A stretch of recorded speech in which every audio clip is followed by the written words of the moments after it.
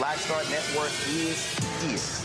Hold no punches. I'm real revolutionary right now. Support this man, Black Media. He makes sure that our stories are told. Thank you for being the voice of Black America, Roland. Stay black. I love y'all. All momentum we have now, we have to keep this going. The video looks phenomenal. See, this difference between Black Star Network and Black-owned media and something like CNN. You can't be Black-owned media and be scared. It's time to be smart. Bring your eyeballs home. You dig?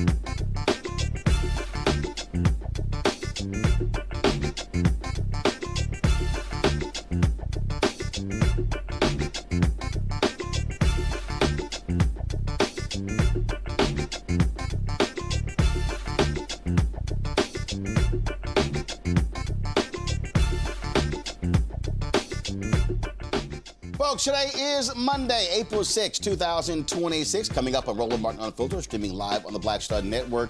Bodycam footage out of Jacksonville, Florida has been released showing cops tasing a black man. We'll talk with his attorney, Harry Daniels, right here on the show. Oh, my goodness, y'all. Donald Trump, I thought this was supposed to be this amazing, wonderful, awesome economy. They're touting the jobs report that came out on Friday, but guess what? The Fed chair says we're actually looking at net zero jobs. We'll talk to economist Morgan Harper on the show. Also, Pete Hegseth said, oh my goodness, a soldier who was found in Iran over the weekend, it was like Jesus being resurrected. Yo, seriously, he actually said that, y'all. It's lots we're gonna talk about on today's show. Trust me, it's going to be absolutely insane, including in Baltimore. How is it that right-wing newspaper and television, Sinclair Broadcasting, why are they targeting black elected officials, including the mayor and now Governor Westmore? We'll talk with the Baltimore activists about that as well. Lots to break down. It's time to bring the funk on Roland Martin Unfiltered on the Black Star Network. Let's go. He's got it. Whatever the miss, he's on it. Whatever it is, he's got the scoop, the fact, the find. And when it breaks, he's right on time and it's rolling. Best believe he's knowing. Putting it down from sports to news to politics. With entertainment just for kicks, he's rolling. It's on go, y'all. It's Roland Martin, yeah. Rolling with Roland now. He's funk, he's fresh, he's real, the best, you know he's Roland Martin now.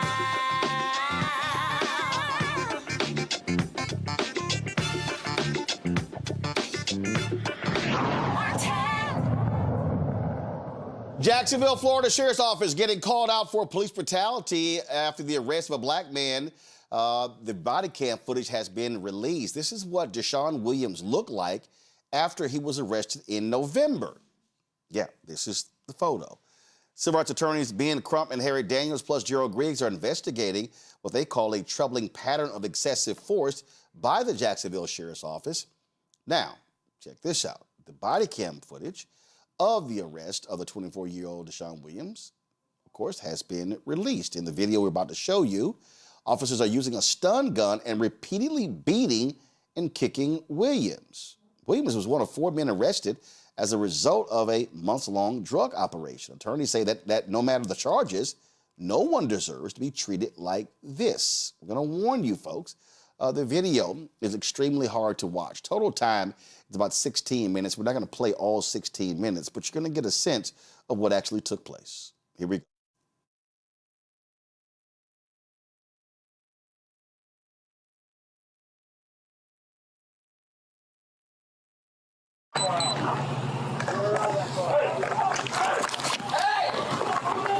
Get up, get up! Hands by your back. Hands by your back. Watch your hands. Watch your hands. Watch your hands. Watch your hands. Watch your hands. Watch that hand. Watch that hand. Give it up. All right, we got it. I got it. Got hands. Got it. Yeah, handcuffs? Yep. Don't you move, motherfucker. You good?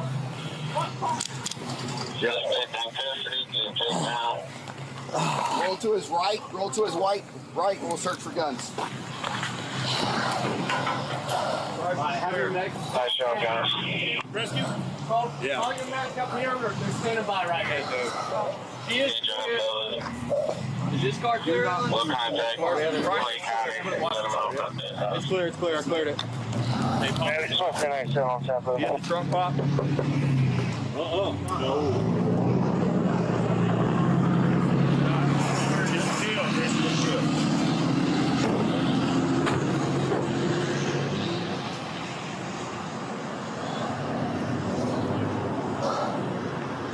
Rescue those, man. Good?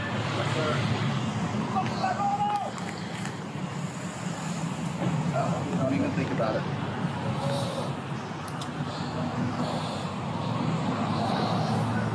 Have them stand by. Let me secure this location. And then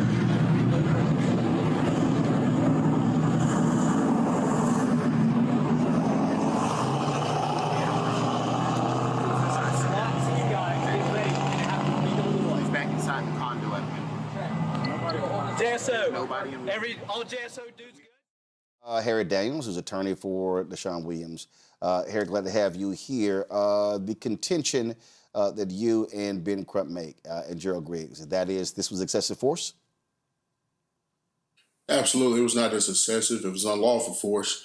And it's another video where you can see from the perspective of the officer who was punching him multiple times and another officer kneeing and kicking him in the head. So let's do this here. Control room, get the video, get the video queued up of the officer, the one who was punching. Let me know when that video is ready. Harry, go ahead.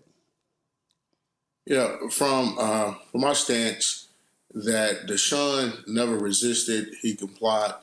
They simply told him to stop. It was part of drug operation sting. He was caught off guard. He didn't see him. He stopped. Then they tased him. The law is very clear that you cannot tase a person for passive resistance. He was not resisting at all. He was being compliant. And also, Roland, what you don't see from that angle, he was tased by two officers, where he not only had 50,000 votes going through him, he had 100,000 votes going to him, which is against taser policy of being tased by multiple officers. So any compliance to let me see your hand, they never asked for it to show his hands. In the video, you can hear him saying, I see his hands. But even if he wanted to put his hands behind his back, he had complete muscular incapacitation, neuromuscular incapacitation with the taser. And during that time, he's getting punched, kicked, kneed in the face multiple times. That resulted in a fractured jaw of Dashaun Williams. And Roland, here's the thing. This happened in late 2025, November 2025. The only reason that the video is now out is because it's through his defense attorney, the discovery was sent to him, and they received a video through the discovery in his criminal case. The Jacksonville Sheriff Office, they posted all the videos to this operation, but they conveniently left out the arrest of Dashaun Williams. Once we got the video, his girlfriend got in contact with Ben and I, and we started from there. But this is not just a one-off. We have an incident that happened, that another video was just released, where another African-American was beaten by the Jacksonville Sheriff Office. So this is systemic, from William McNeil to LaKen Woods. We can name so many cases. Let's roll the video from the other angle.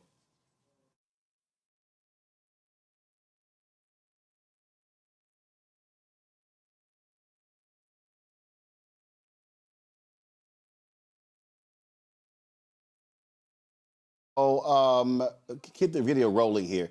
So, Harry, I'm sitting and watching this video. I mean, you're right. I mean, we're watching it. He's not resisting. He's not fighting back. Cue it up again. I want to see how many times that officer actually punches him in the face. 1, 2, 3. These are close hands. 4. These are close hands. 5, 6, 7. So there was 7 times he was punched in the face. Yeah, and I'm watching it. He's not. I mean, even from the other angle, his lower body, he wasn't kicking, he wasn't squirming. The officer's just waylaying on him. Yeah, there's no rhyme, reason. There's no police practices whatsoever. I mean, even you see the blood on the ground there. Yeah. Spitting blood out of his mouth. And you got other angles here. You can see where he got tased at this angle. Then you can see from this angle where they kicking him. You can see kicking him in the face. I mean, this is. Yeah. I talked to John Burris, who represented Rodney King, and he said this is tantamount to the same beating that Rodney King received. The only difference that Rodney King beating was longer. And Roland, this is all on video, body camera. They really don't give a damn in Jacksonville. They don't really care. They get on video. They gonna do it. You know, it's not like it's a amateur cell phone that's capturing them. They really don't care. And it's continue to happen. We done brought lawsuits after lawsuit, settlements after settlement, and it's not getting better. It's not getting better. We have a requested DOJ to come in under the Biden administration as well as the Trump administration. And these people here, and let's say what it is, these black men are getting brutalized. It doesn't matter what they're charged with. You know, police officers are not judge, jury, executioners. Your job is to arrest a person and bring them in front of a judicial officer if they're going to be tried by a judge and jury. That's all your job is. Williams was never, ever resisting. He was compliant. And to be beaten like this, it says something about the Jacksonville Sheriff's Office. And regardless of what his charge is, anybody who can look at this and say this okay, you know, they got to question their humanity. And they're really something that they are part of the system that is flawed.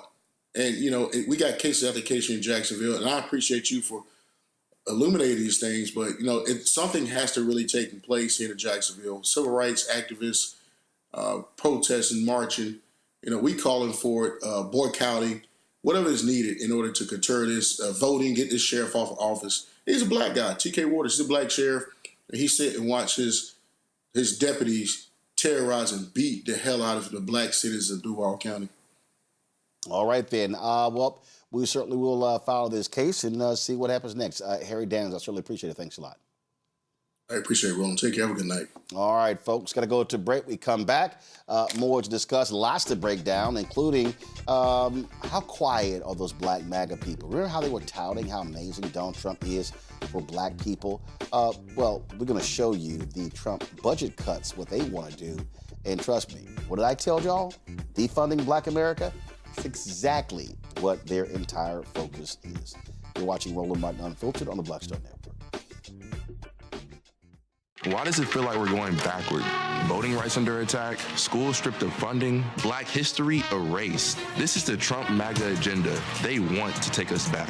They are redrawing congressional lines in states across the country, deciding who gets power and who gets silenced. We see what this is, a power grab. Virginians won't be fooled. Show up, vote, take back our power. It's a temporary measure that gives the people, not politicians, the final say.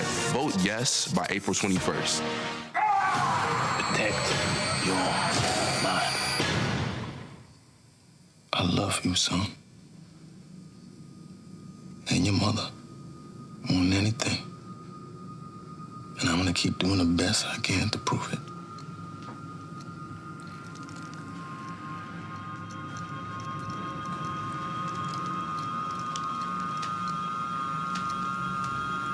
If you've seen it in your mind, you can create it. Protect your mind, son. It's your greatest asset. Protect your mind.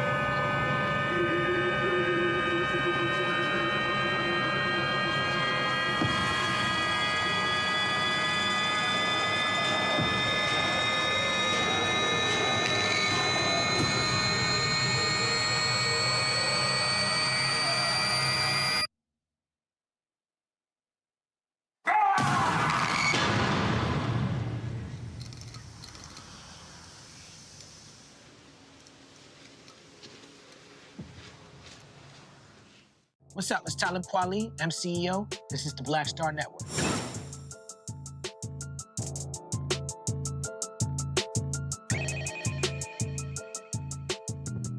All right, folks, let's talk money. Donald Trump, we know he ain't never gave a damn about black people at all. And guess what? His proposed budget makes it perfectly clear that their effort is to continue to defund Black America. Who are they targeting? Programs to promote diversity, helping Black and Hispanic students, and also boosting minority-owned businesses. All initiatives Trump derided as woke. In section after section of this budget request, Donald Trump sought to cut programs he connects to diversity, equity, and inclusion, which he argues discriminates against white people. The proposed cuts, which are tiny compared with the $1.5 trillion budget he wants for the military, reflects his focus on stamping out federal initiatives created to support disadvantaged groups. Let's walk through these cuts. What do they want to cut? Pull them up. $510 million for grants for farmers, for agricultural and research. $82 million in loans for rural small businesses, fully eliminated. $61 million support for farmers and food markets. Yep, wipe it out totally. $240 million for school meals and food education for children abroad. Absolutely eliminated. $659 million for community building grants. $47 million to support minority-owned businesses. Totally wiped out. $449 million for economic development grants for communities. $1.6 billion for weather forecasting, fisheries, and coastal protection. $993 million for scientific research and technology standards. $150 million to support for American exports as well as trade. $2.2 billion for broadband and internet access programs, which actually really helps rural America. And $8.5 billion funding for public schools. $1.5 billion for vocational training and adult education, totally wiped out. $2.7 billion for college access and higher education support. $15.2 billion in roads, bridges, and infrastructure projects. $1.1 billion home energy efficiency and clean energy programs, totally wiped out. $1.1 billion for scientific research funding. $386 million for environmental cleanup programs. $150 million cutting-edge clean energy research. $4 billion to help paying home heating and cooling bills for low-income families. A total wipeout of the program. $768 million for refugee resettlement assistance. $819 million for care and shelter for migrant children. $775 million for local anti-poverty programs, fully eliminated. $5 billion in cuts for public health programs, mental health services, and disease prevention. $5 billion for Medicaid, for medical research. $129 million. Healthcare quality and safety research. $356 million for emergency preparedness and disaster response. $1.3 billion for FEMA community disaster preparedness grant. $707 million for cybersecurity protection. $52 million for airport and transportation security. $40 million for protection against chemical and biological weapons threats. $53 million for funding for homeland security operations. $3.3 billion community development block grants for local neighborhoods. $1.3 billion in affordable housing construction grants cut. $393 million for programs to reduce homelessness. $529 million for housing assistance for people living with HIV/AIDS. $489 million for housing and services for Native American communities. $50 million in grants to help communities build more housing. $16 million for enforcement of the fair housing and anti-discrimination laws. You know, they don't want to do that. $58 million for home buyer and renter counseling. $45 million renewable energy development. $1.7 billion for grants for local law enforcement and public safety. Oh, that means they want to defund police. $20 million to cuts in civil rights mediation and legal access programs. $1.6 billion for job training for at-risk youth. And $395 million for jobs program for low-income seniors. $234 million worker safety and labor protection. And it goes on and on and on and on and on and on. Russell Vought, who has the Office of Management Budget, he really is about cutting all of these programs. They don't care about any of them. But like I keep telling y'all, it's about defunding Black America. And all the people who said, oh, no, not Donald Trump. Surely not. I mean, right now, they're touting what's happening in space with Artemis, too. But he's cutting $3.4 billion in NASA space and earth science research, $297 million for NASA technology innovation programs, $1.1 billion for the International Space Station operations. It's probably because he was sending that money to Elon Musk. Yep. That's what they're doing. And those are the kind of cuts.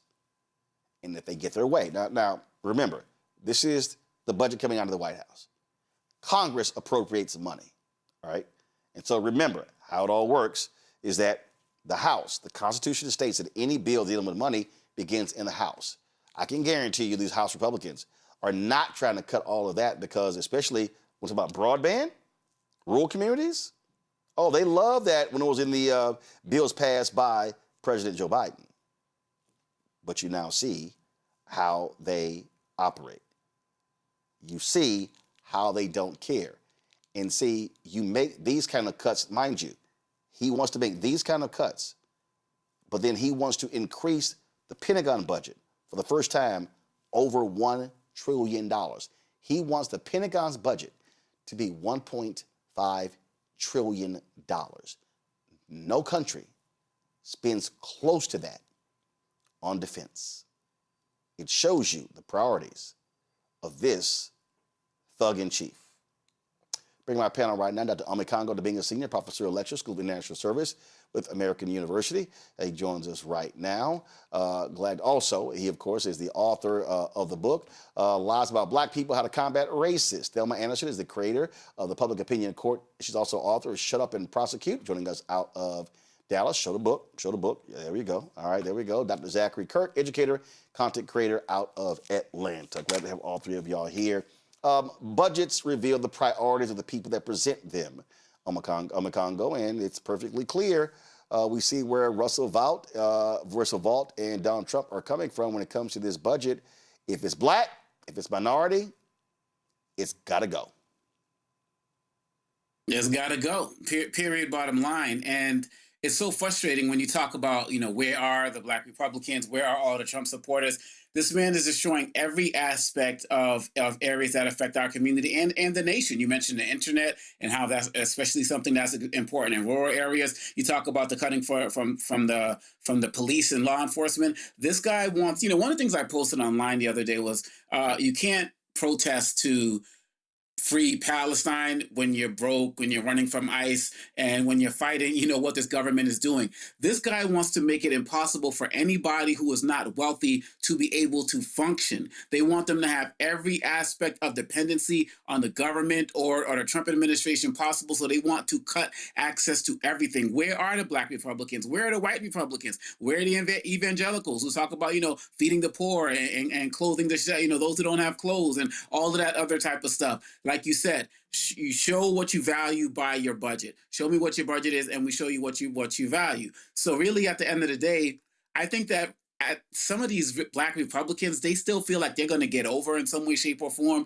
They feel like there's going to be some type of carve out for them. They feel like there's going to be something that's going to allow them to still get over. But the people who follow these black Republicans, the people who follow Black MAGA and all of them, their minds should be opening up right now to understand that this government, Trump, Vought, they want to rip every aspect of service that you could possibly get your hands on, so you can spend all your time just trying to make ends meet and not being able to be engaged in anything else. And we're struggling because of it. And I'm hoping that these guys wake up, Roland, but I can't see it. This is why we just got to vote them all out.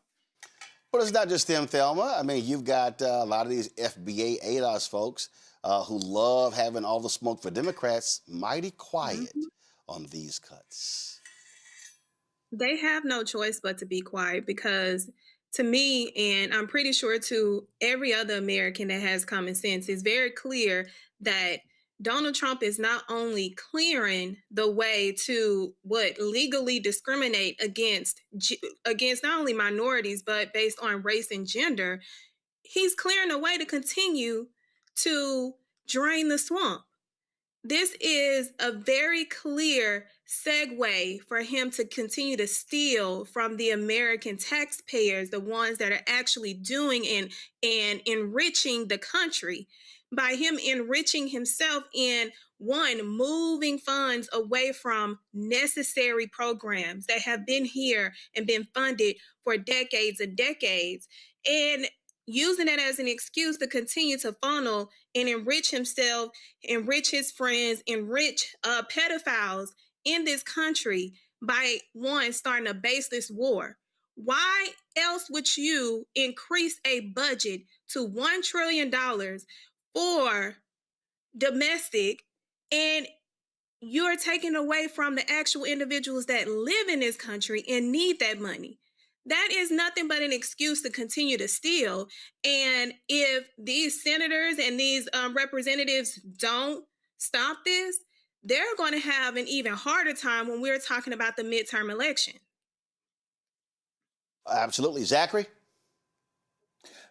Roland, I want to take a brief moment and just add a little bit to what you said about they're not defunding the police because that they're defunding the police, because no, they're not defunding the police. They're adding to the police budget. The Department of Justice is going to get a $4.7 billion increase over the budget they had in 2026. The Bureau of Prisons is going to get a $1.7 billion increase over what they had in 2026, not to mention the huge amounts of money that's going to the Department of Homeland Security, ICE, but not to TSA, because they're defunding TSA even further than what they funded in 2026. But those are, I got it. Those increases are to federal law enforcement. But I'm saying No, yeah. they're proposing cuts to local policing. And remember, correct. He was touting that while running. And again, trust me, if a Democrat president proposed $1 billion in cuts to local policing, the Republicans would be going crazy. They'll lose their mind. They will lose their mind, not to mention the huge amounts of increase that's coming towards ICE and what they're going to do. They're increasing beds by over 100,000 new beds in detention centers to be built, over 30,000 new family units at detention centers. And I'm still wondering to myself, who's going to be put there? I mean, I think we kind of know from if we watch your show who they trying to put there eventually, because we know who the real target is and who the real target has been. This budget is absolutely preposterous. And and what's shocking to me, what's disappointing to me, is I am watching my fellow content creators. I am watching fellow Democratic talking heads, people in the commentary space, Roland, people that get a lot of credit and a lot of credibility, who get a lot of acclaim in the YouTube streets and the social media streets, the content creator streets. And these people are sitting here arguing among themselves about Hassan Piker and Jennifer Welch and bullshit and not doing any kind of education around this. Now is the time for everyone who cares about democracy and everyone who cares about the working class in this country to come together and in a coordinated attack, tear this shit down. Lobby Congress right now, before the budget even moves forward. Start right now going to senators, going to representatives, and demanding that they vote against this. Not when it's on the verge of passing, like we did with the One Big Beautiful Bill. The fight started Friday on the day this man dropped it. This man dropped this on Good Friday. On the same day he did a whole bunch of other nonsense. That's when we should have started the fight. We're already 3 days behind. Absolutely. All right, folks, hold tight 1 second. We come back. What's happening in Baltimore? You've got a right-wing company that owns the local Fox affiliate, that owns the main newspaper. And why are they targeting black elected officials there, especially the mayor and the governor? We're going to break down for y'all how Sinclair Broadcasting's chairman is using the power of the media to target black people. You're watching Roland Martin Unfiltered on the Black Star Network. Support the work that we do. Join our Bring the Funk fan club. Our goal is to get 20,000 of our fans contributing on average $50 each a year. That's $4.19 a month, 13 cents a day. That goes to fund this show and the other 5 shows on the network. If you want to contribute via Cash App, use the Stripe QR code. You see it right here. You can also use this for credit cards as well. Checks and money order. Make it payable to Roland Martin Unfiltered, P.O. Box 57196, Washington, D.C. 2003 7-0196. PayPal's R Martin Unfiltered, Venmo RM Unfiltered, Zelle, Roland at RolandSMartin.com, Roland at RolandMartinUnfiltered.com. We'll be right back. MAGA Republicans ended diversity programs, cut funding for black students, and fired federal employees. And they won't stop there. Now, they've redrawn congressional maps so that they can rig the November elections. But we have the power to stop them. By voting yes for fair elections, we have the final say on who represents us in Congress. This is a temporary measure to restore fairness. They are not backing down, and neither can we. Make a plan to vote by April 21st and vote yes for fair elections. Hey everybody, I'm T.D. Jakes, and I want to encourage you to watch Roland Martin Unfiltered. It'll blow your mind.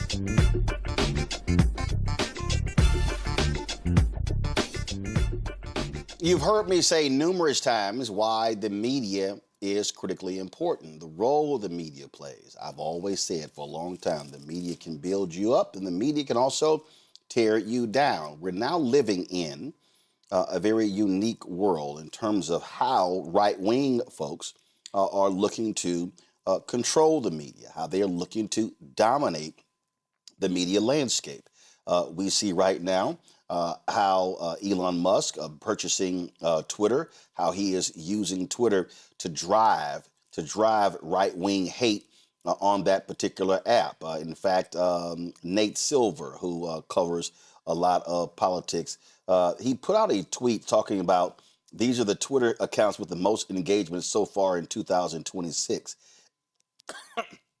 And you see the red. Go to my iPad. You see the red, and that shows you red right leaning, blue is left leaning, and neutral. And of course, Elon Musk was really upset that a Joe Biden Super Bowl tweet got more engagement than he did, so he ordered the algorithm to be changed to drive his Twitter account.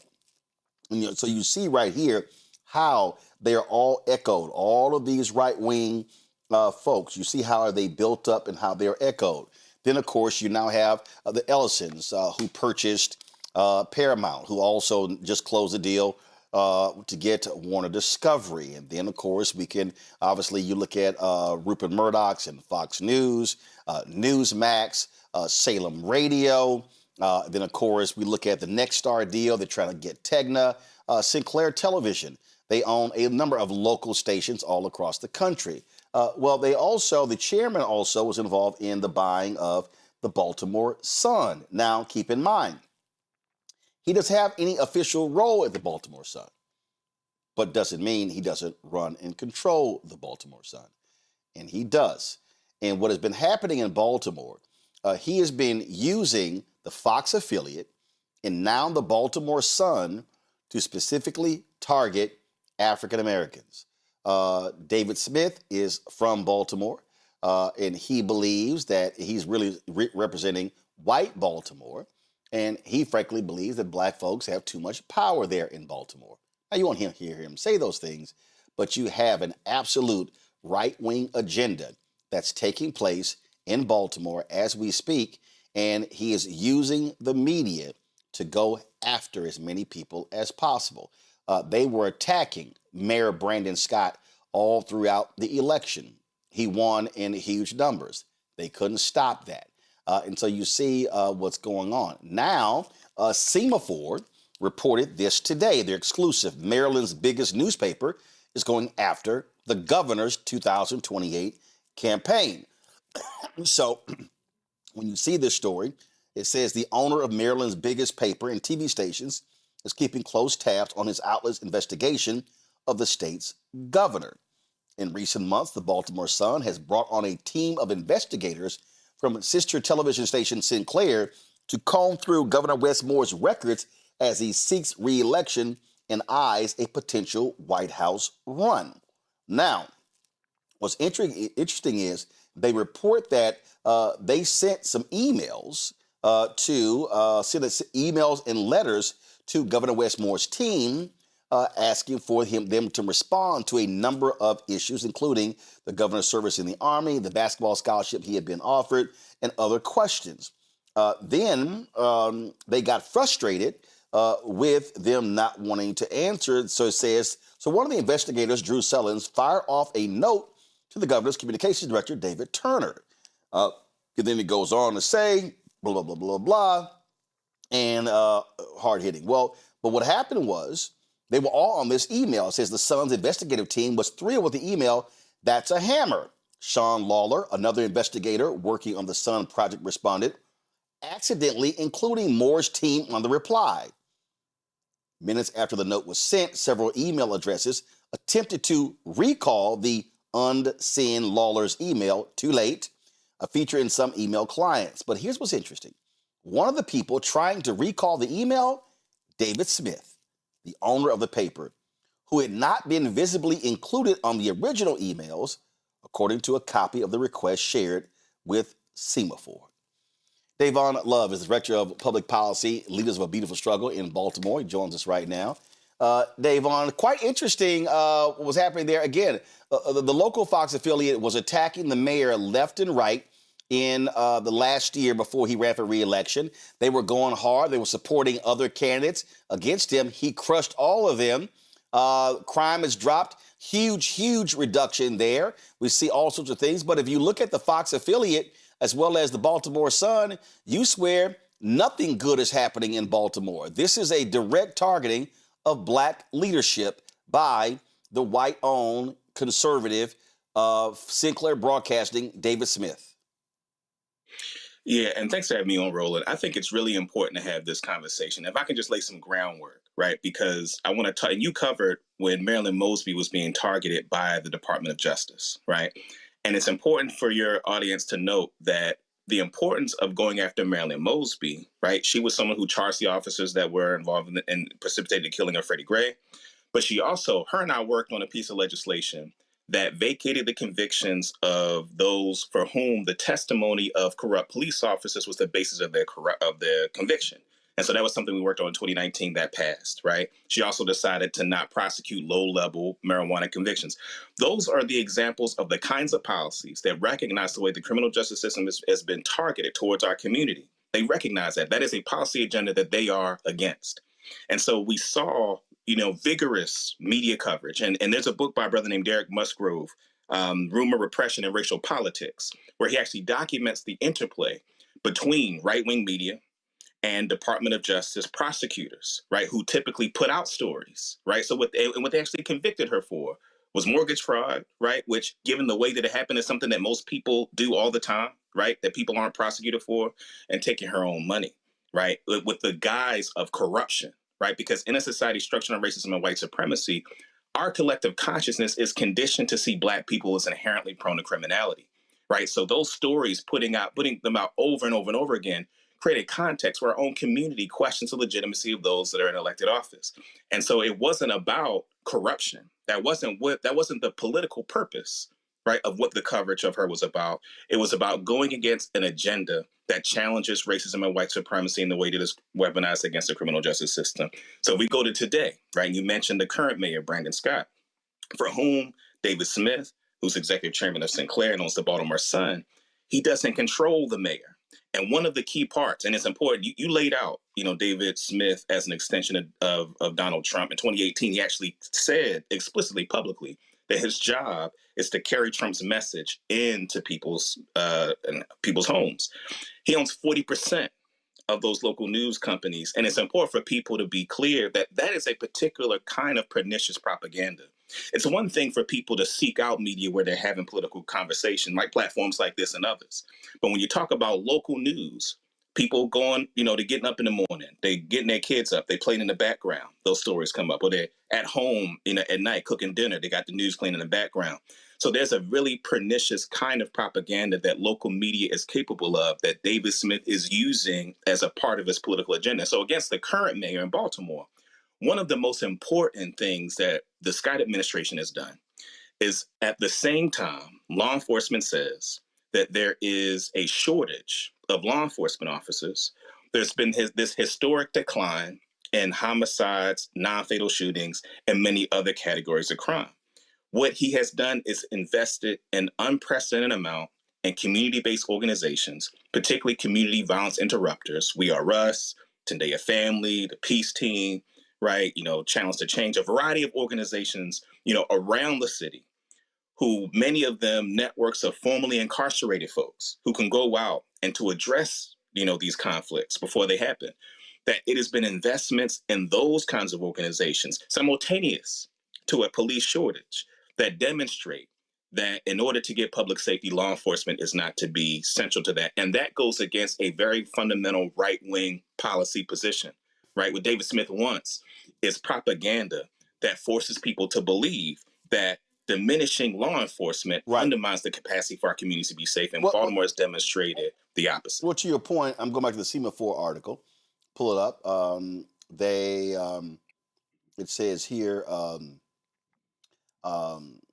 they said the Sun fired a reporter after they complained in a public Slack channel that the paper had published a story from Sinclair, this is the TV outlet, on former Democratic prosecutor Marilyn Mosby's attendance at a barbecue while on home detention.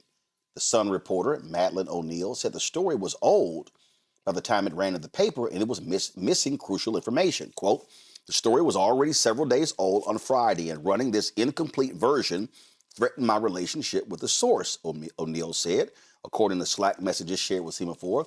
I can't do my job if editors are going to undercut me like this. I see almost no difference between the Sun and the local Sinclair station, another staffer said, other than the fact that there are some people at the Sun who predate the sale. Well, that reporter was fired for actually saying that. And so the thing that people have to understand, Davon, what was happening in local news, you used to have robust newspapers, 2 papers in the city. Then it went down to 1. In the case of the Baltimore Sun, they've had massive cuts. And so now, by having a right-wing owner who is controlling the lever of the local station, TV station, and the local newspaper, what people don't realize, your other outlets are really driven by what happens in the daily newspaper.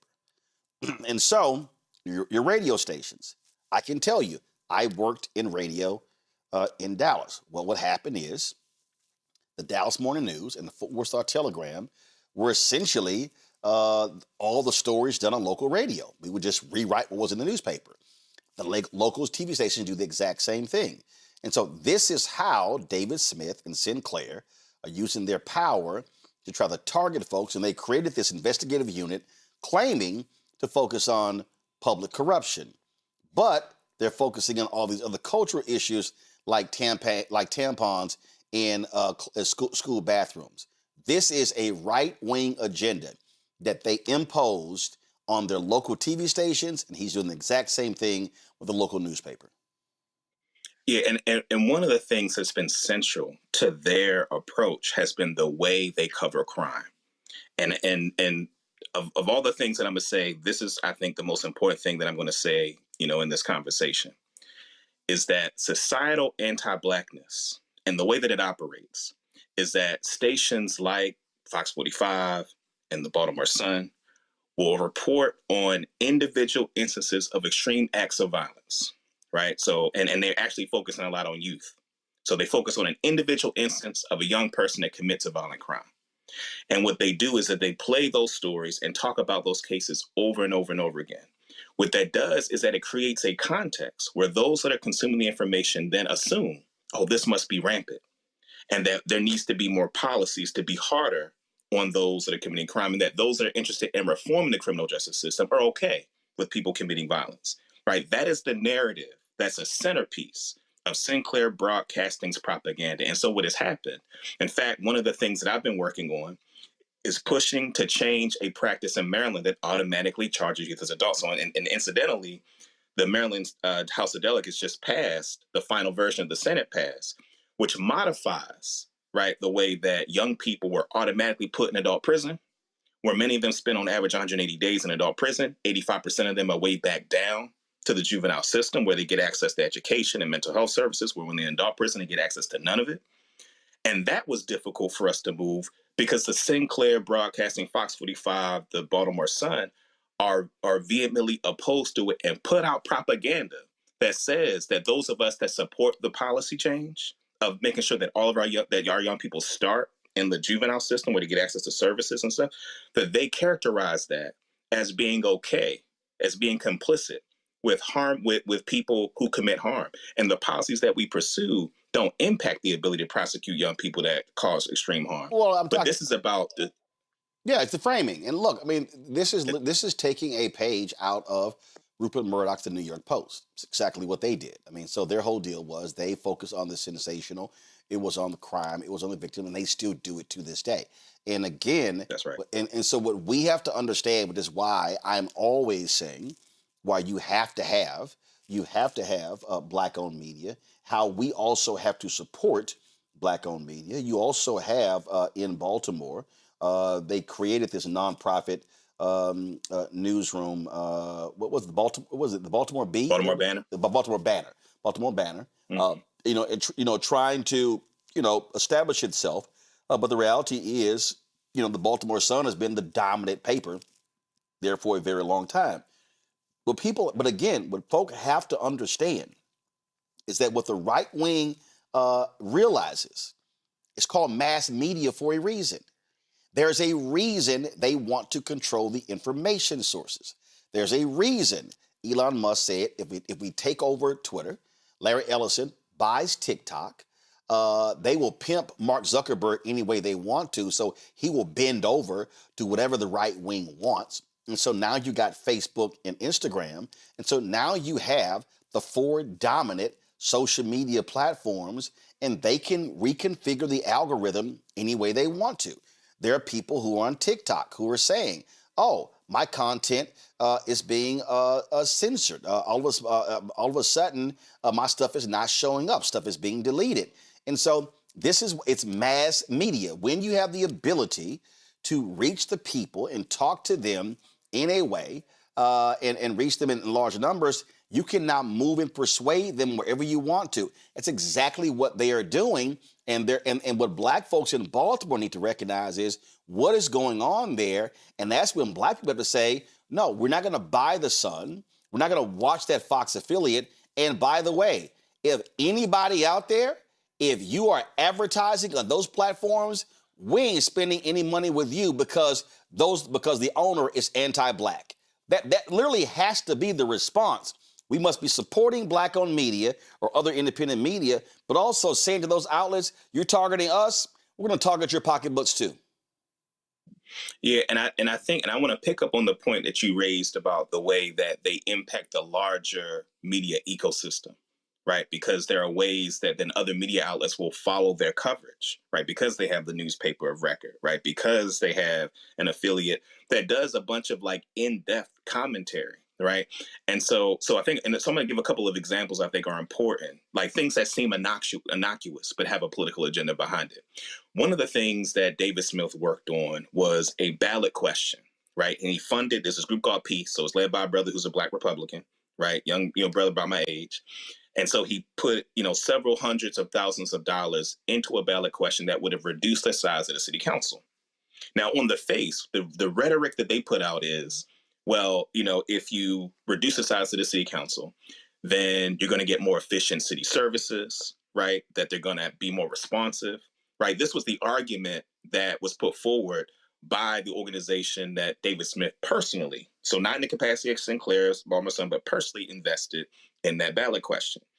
The reality is that reducing our city council from 14 councilmanic districts to 8, right, would have created two things. One, it would have made it easier to buy off. It's less elected officials to buy off, right, in terms of supporting its agenda. But what it does is that it makes these districts much larger, which creates more opportunity to dilute black political power, right? And so that was something that, myself and many others, and I know, the mayor of Baltimore was included in this. A bunch of other more radical, organizations were involved in the effort of fighting this ballot question. And normally when ballot questions appear, most people just kind of check the boxes.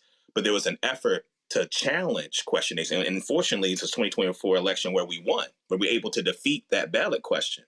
But the reason why I wanted to pick that up as an example is that it's one of those things that, again, sounds very innocuous, right? But it's a part of a political agenda of diminishing black political power. And so it's even more important for people to pay attention to that. One other thing I'll also add that I think is really important is that when we talk about the distribution of public resources, right? Sinclair continuously does this thing where they're demonizing investment in black-led grassroots organizations. And they target specific organizations. So an organization like We Are Us, right? I mentioned the historic declines of violence and homicides. There's a group of clergy, formerly incarcerated folks, and Sinclair has done stories to delegitimize them, right? There's an organization called Safe Streets that does community violence intervention. Several stories to delegitimize them. That's not a natural kind of neutral opinion that David Smith holds or his company holds. It is a part of a political agenda because they want to demonize the expenditure of public dollars going to black organizations.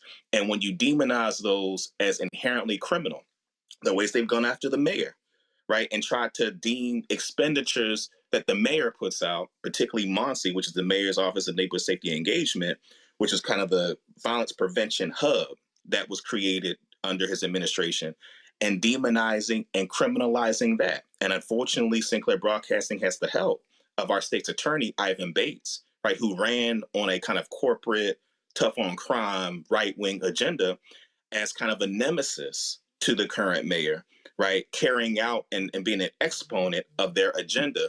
And so I think it's important that in addition to the criminalization of Black people, particularly Black youth, as a weapon to try to push their right-wing agenda and get our own people to be scared of our own people, which is something that we got to do some work on. And that's why I'm grateful to be on this platform to talk about this.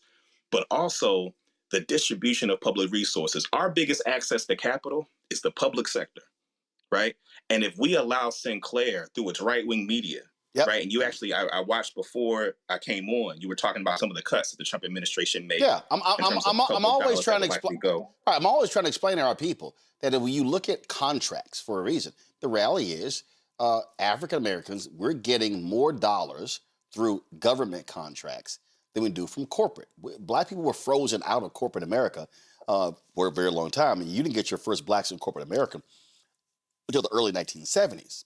And so we start talking about resources, we're talking about city, school board, county, state, federal.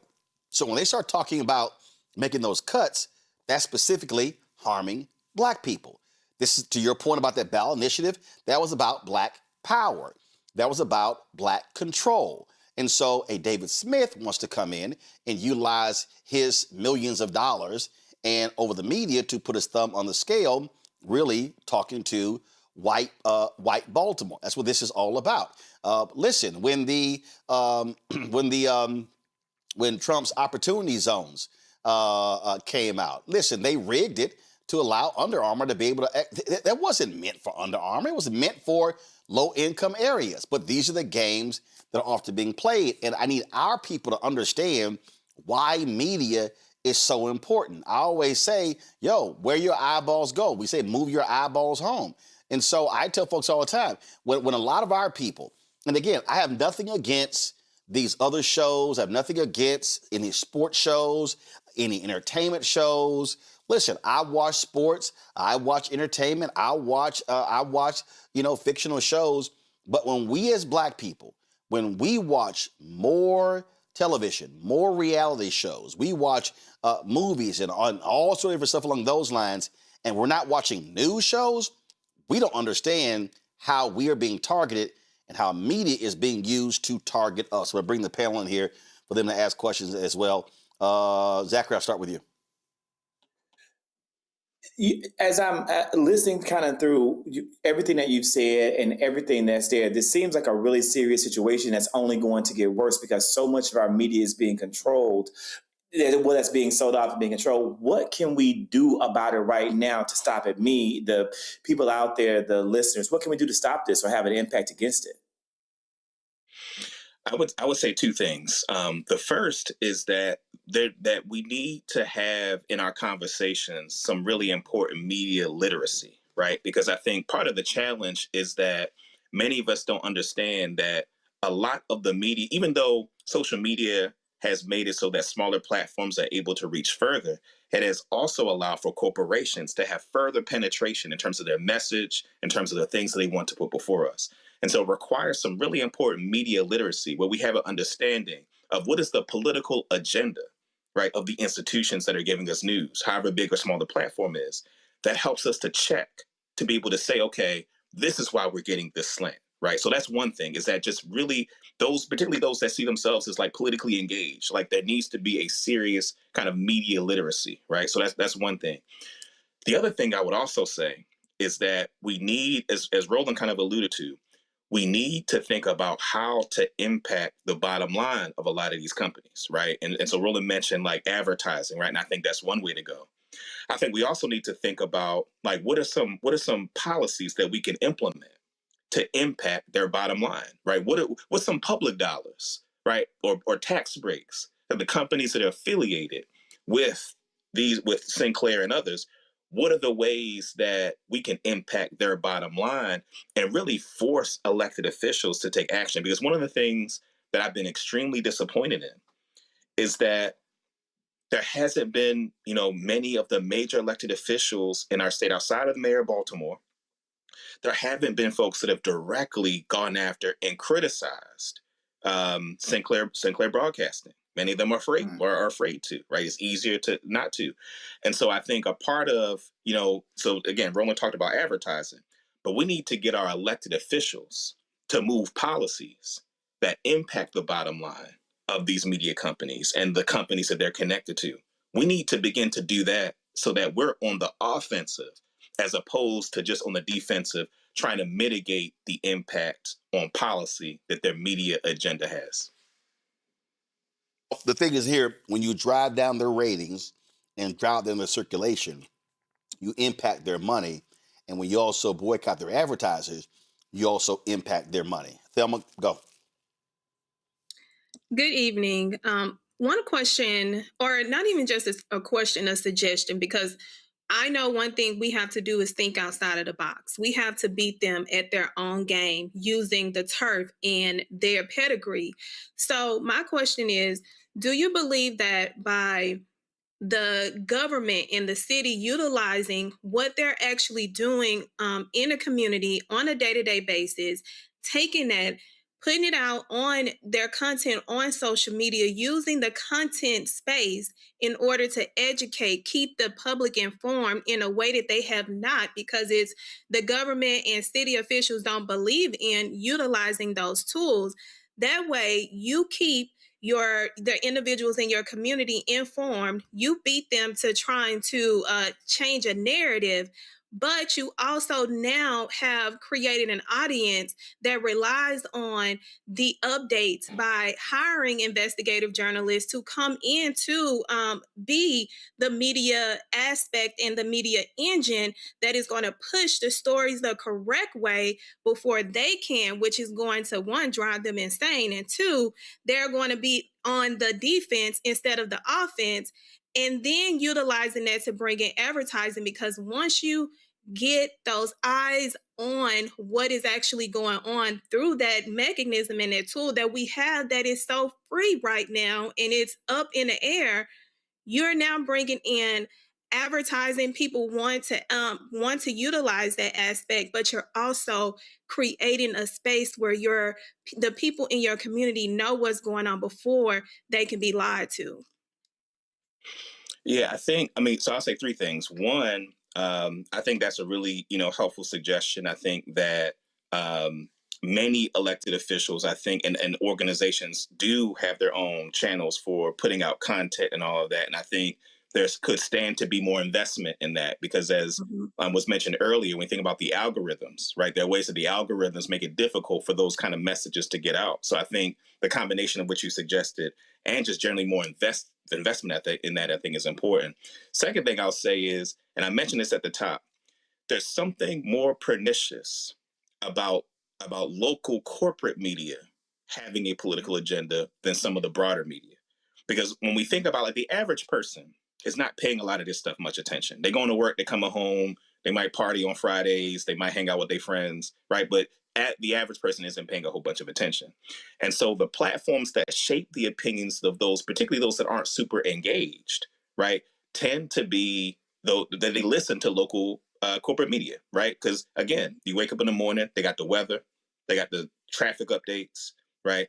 And so what you get is then you have the propaganda where they're hearing that on those platforms. So in many respects, it is a smart strategy on the part of the right wing, if they're trying to go after our communities, to focus on local corporate news because of just the way that our community listens to it, right? Particularly those that aren't particularly engaged.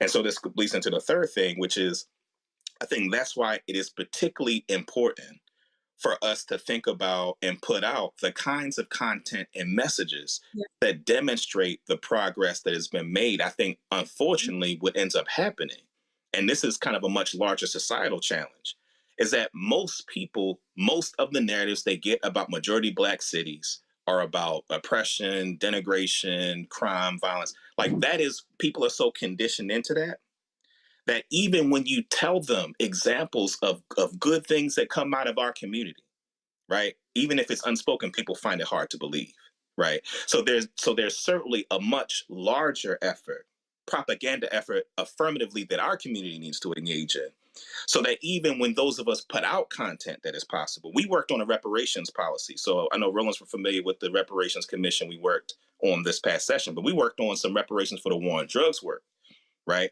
Where we were able to establish a fund that resources would come back to the communities impacted by the war on drugs.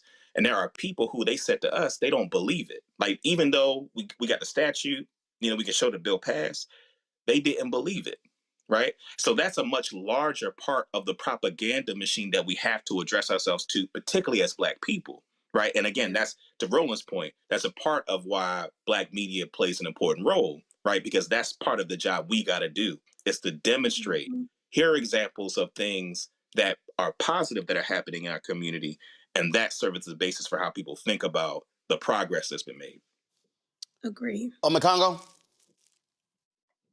So going off of what you and Thelma were just talking about, this is very important to me, not just as a Black person, but as a Maryland resident. And, we're about to open up a business in Baltimore as well. Who are the people right now, like 2 or 3 sources, maybe a journal, a social media person, who are doing what you and Roland are talking about right now that we should be following, who are already out there talking about this propaganda? Because now, my expectation is that people watching are going to be going and following your organization more. Obviously, Roland pays a lot of attention to this as well.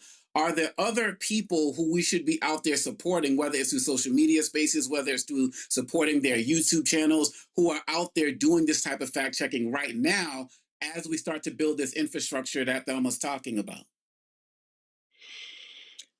So I got to say that my answer to that is a fairly depressing one, right? Because part of why, I've been, getting with, trying to get with Roland, I had this conversation for a while.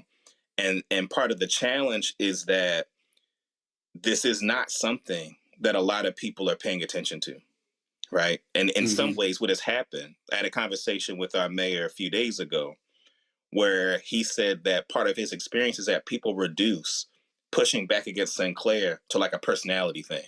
Davon don't like David Smith. David Smith don't like Brandon Scott. Like, it gets reduced to personality as opposed to like the structural analysis of the impact that they have on policy, right? Why does it feel like we're going backward?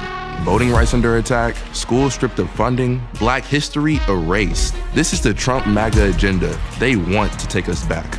They are redrawing congressional lines in states across the country, deciding who gets power and who gets silenced. We see what this is, a power grab. Virginians won't be fooled. Show up, vote, take back our power. It's a temporary measure that gives the people, not politicians, the final say.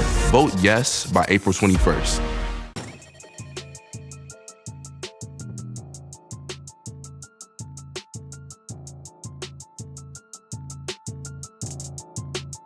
Folks, on Friday, the Bureau of Labor Statistics released its March report. There were 178,000 jobs added last month, causing the overall unemployment rate to dip to 4.3%. The national numbers continue to mask persistent disparities in the labor market, especially for Black workers. Unemployment dropped slightly to 7.1% for Black workers.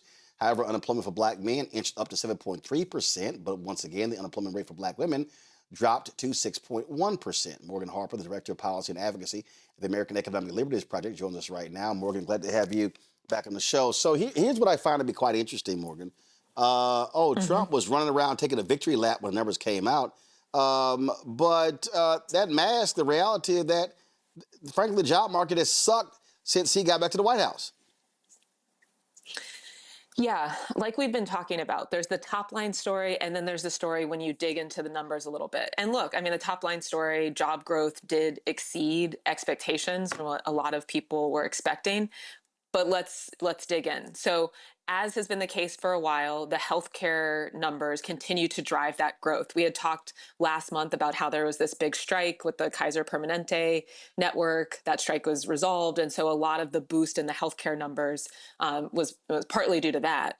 And also, we have talked about having most of our job growth come from the healthcare sector is not necessarily an indication of a very strong economy, especially when the promise is that we're rebuilding domestic manufacturing. There was some uptick in the number of manufacturing jobs created this month, so I want to make sure everybody has the facts. But we are still very much trailing the types of manufacturing numbers that we were seeing before the beginning of this second Trump administration. And then there was, some increase in other sectors like local government and retail. But overall, yes, Roland, the job market is pretty stagnant. And when we look at a couple of things, there's room for concern, and I'll tick through those. So one, walk through it. Figure.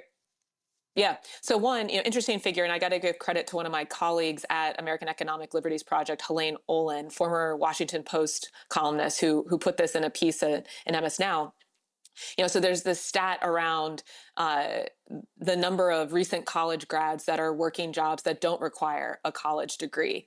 That's now at levels that we haven't seen since the Great Recession. So that's one point I would say, particularly for a lot of recent college grads. Even in this month's data, the younger or for younger folks, the data's gone up a little bit. We have to put this all in the context over a longer period of time, not just the month. The other interesting thing to note is how many hours workers are actually putting in here. Like how many, or put in another way, how many hours are employers willing to pay for from the labor force? And that's where you see a lot of stagnation. And it has been, slowly happening over the last couple of years, but it does now seem like there's a pattern where workers are not putting in as many hours. And if you talk to the typical economist, there is, of course, like a technical explanation for this that, workers are just getting more productive. This is great. But just as likely is that people would like to be working more, and they aren't able to because employers aren't willing to pay them for more hours. And regardless of what the explanation is for why people are working fewer hours, that does mean that they are making less money, right? Assuming you're getting paid for each hour that you work, which is a pretty safe assumption.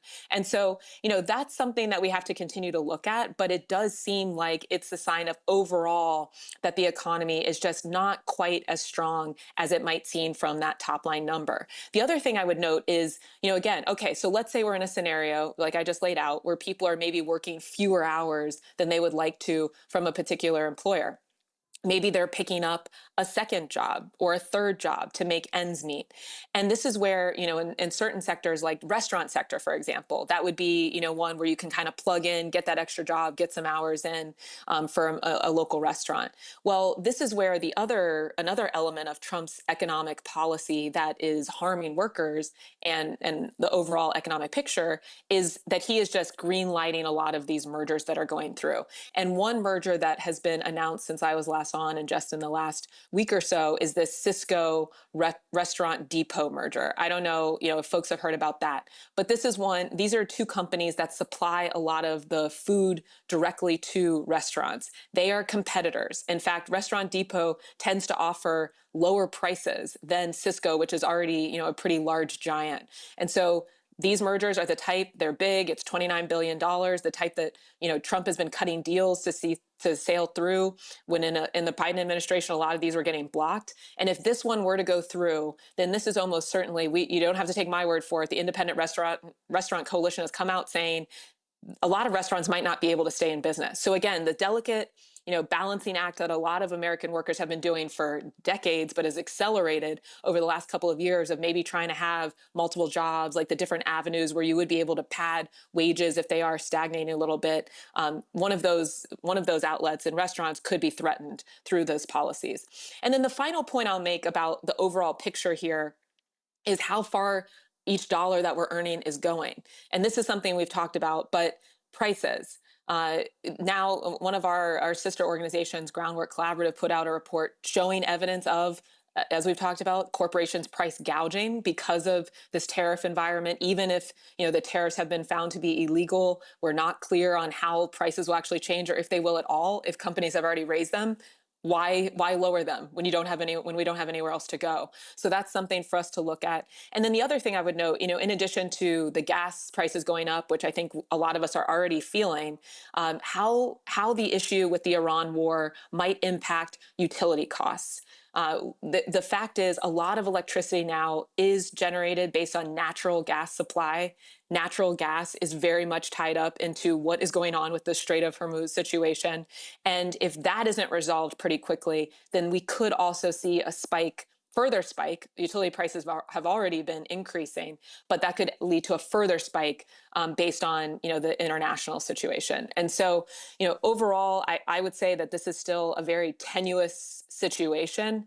And as we do every month, continuing to see what the data is telling us, but also make sure that we are digging in a bit deeper to fully understand the economic picture for all of us in the U.S. and especially as Black workers. This is Fed Reserve Chair Jerome Powell.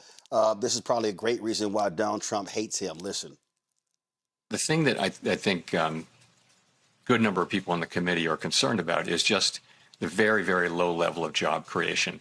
If you adjust what has been the trend job creation over the past, let's say, 6 months, if you adjust that for what we think, our staff thinks, is the overstatement due to overcounting, effectively there's zero net job creation in the private sector. Zero. Yeah, exactly. And this is why it's important to look at the full picture. So yes, this month, it is a bit higher, but we have to look at over the last few months and how that's all averaging out. And like I was saying, I mean, a lot of the jobs being created in the healthcare sector, even among you're accepting as fact the jobs that are being created, those are not necessarily a sign that we have a robust economy here where companies are innovating.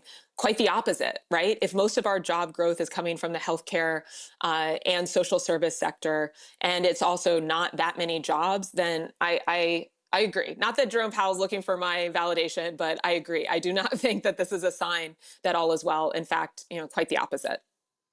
Questions from the panel. Ome Congo, you first.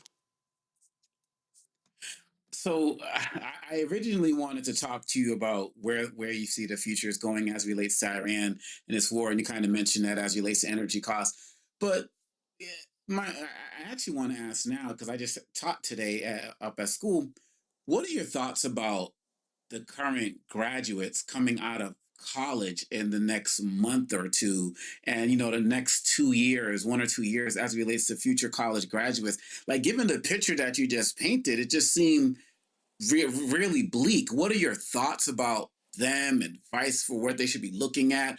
Just your general thoughts as it relates to the college market.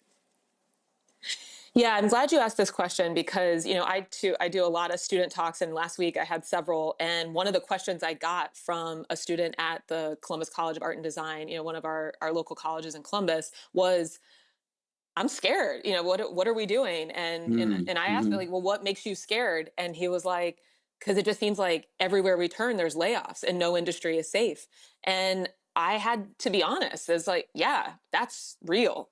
There are a lot of layoffs. And that's another thing. And I know we've talked about this in prior months. This is one of these stats that aren't always highlighted when we're talking about the general, economic picture. But the federal government is collecting that data for, the largest number. When there's a lot of layoffs that happen, that has to be reported to the Department of Labor. Of course, this administration is not highlighting that or using that as a metric of success, but that is 100% connected to these mergers that are happening.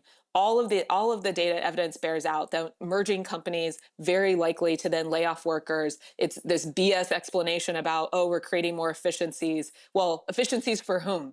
Certainly more money-making efficiencies, but not if the goal is to try to enhance and protect a broad workforce. And so, yeah, I mean, I the same thing I told that young man who I spoke to, and I think we all have to be very honest with a lot of young people in our lives, is this is not a stable economic situation. I think especially we layer on AI and all of that in terms of like what entry level jobs will look like. I mean, I've even been telling this, talking to people who are on their way to law school, still think if you're interested in that, and we're going to need a lot of great lawyers, especially on the government side of things when we get to rebuilding the role of government, hopefully after what's going on with this administration, we need you. But where that training will come from is not clear. And so, this is getting very much in the practical and maybe not, fully satisfied. And I think we all probably need to be talking about what is the best path for our young people here. But a couple of things I would note. I mean, there are certain industries that are going to be a little safer and, not, an innovative idea necessarily, but, some of these trades that you can't quite AI your way out of just knowing how to do plumbing and things like that.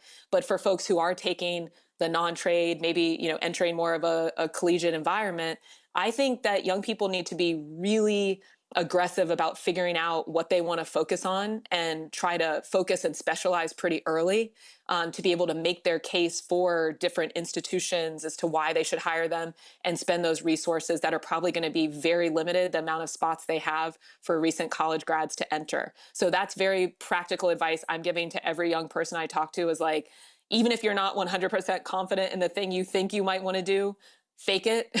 You need to make your pitch for why someone should want to hire you at all. And we need to be strategic about, trying to protect and create those opportunities as well if we are in a position of being able to hire folks. But this is no time, unfortunately, to be exploring and finding yourself. We need to be focused and strategic. Thelma?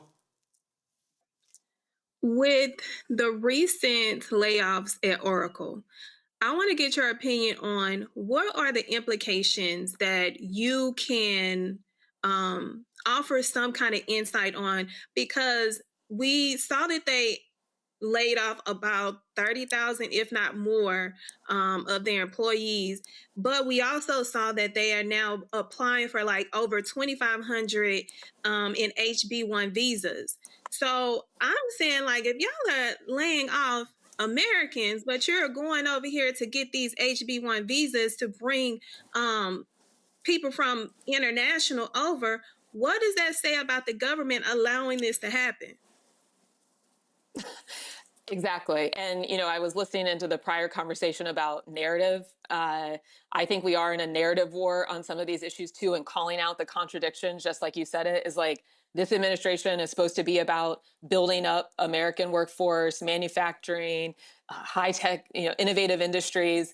And if we are going to allow American workers to be replaced with foreign workers, and not to say that there isn't a role for having foreign workers as part of, in our companies, but we've got to be clear about what's actually happening here and who's going to be getting, the short end of that stick. And it does appear that there is every intention through this administration of making sure that Americans are being punished both in the cost that we're paying and the limited and increasingly shrinking job opportunities that are available to us. And we need to call that out to change the political calculus, because we are in an emergency situation. And if something about the political environment doesn't change as quickly as possible, then, we might not be able to redirect some of the impacts here where people could be experiencing massive devastation. And, and the other thing I would say is, right, I mean, we talked somewhat about it's not just losing a job. It's very easy to make this seem like numbers, but that then starts to infiltrate entire communities where these job hubs are and the local economy that surround them. And so it is, again, an emergency situation. And I do think making sure that we are plugging in and controlling and making sure we have independent media like Roland's platform, being real about what exactly is going on here is necessary to make sure that people are not fooled yet again. Zachary? Morgan, I have been waiting for this. I, have 2 questions. If I could ask them, Roland, if not, I just ask one. I have I'm doing a whole entire series of content this week around 2 things on my platforms as activists. I'm doing one around how Donald Trump's 2027 proposed budget will impact Black America.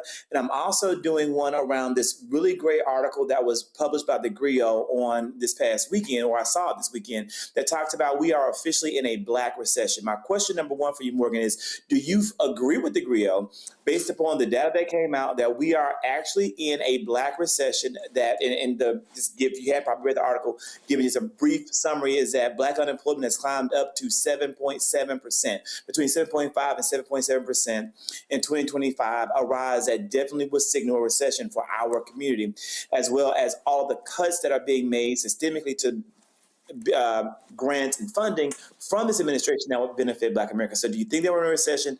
And if we are in that recession or approaching that recession, is there anything we can do about it? Yeah, great question. I mean, I would agree with that. I haven't read that article, but I would say we've been in just seeing a steady decline of Black economic power in the U.S. for longer than just the last year, for the last couple of decades.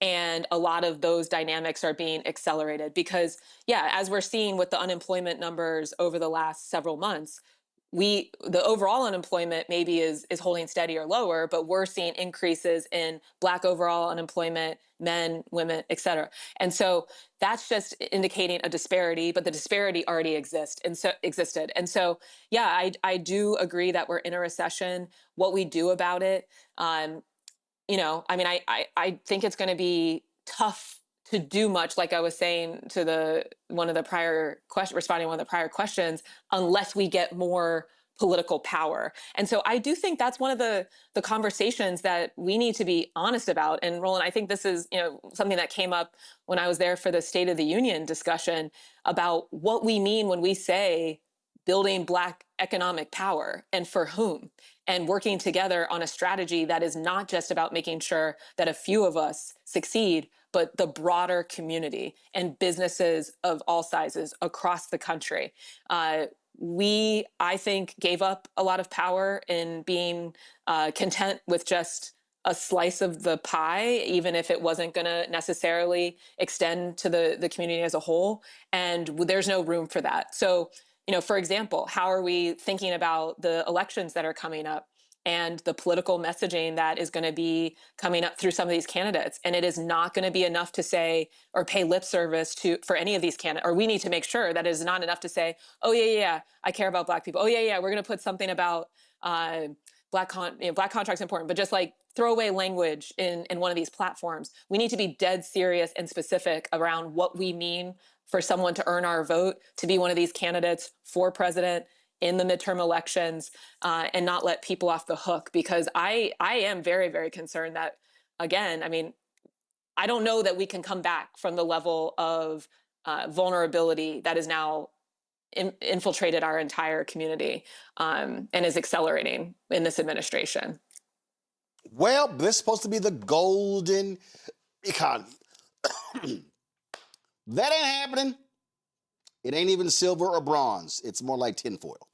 All right, Morgan, we'll appreciate it. Thanks a lot. Thanks for having me. All right, folks, gotta go to a break. We'll be right back. Roland Martin Unfiltered on the Black Star Network. Trump is screwing all of us. Back in a moment. MAGA Republicans ended diversity programs, cut funding for Black students, and fired federal employees. And they won't stop there. Now, they've redrawn congressional maps so that they can rig the November elections. But we have the power to stop them. By voting yes for fair elections, we have the final say on who represents us in Congress. This is a temporary measure to restore fairness. They are not backing down, and neither can we. Make a plan to vote by April 21st and vote yes for fair elections. Hi, I'm Swing Cash, Basketball Hall of Famer, and you're watching Black Star Network.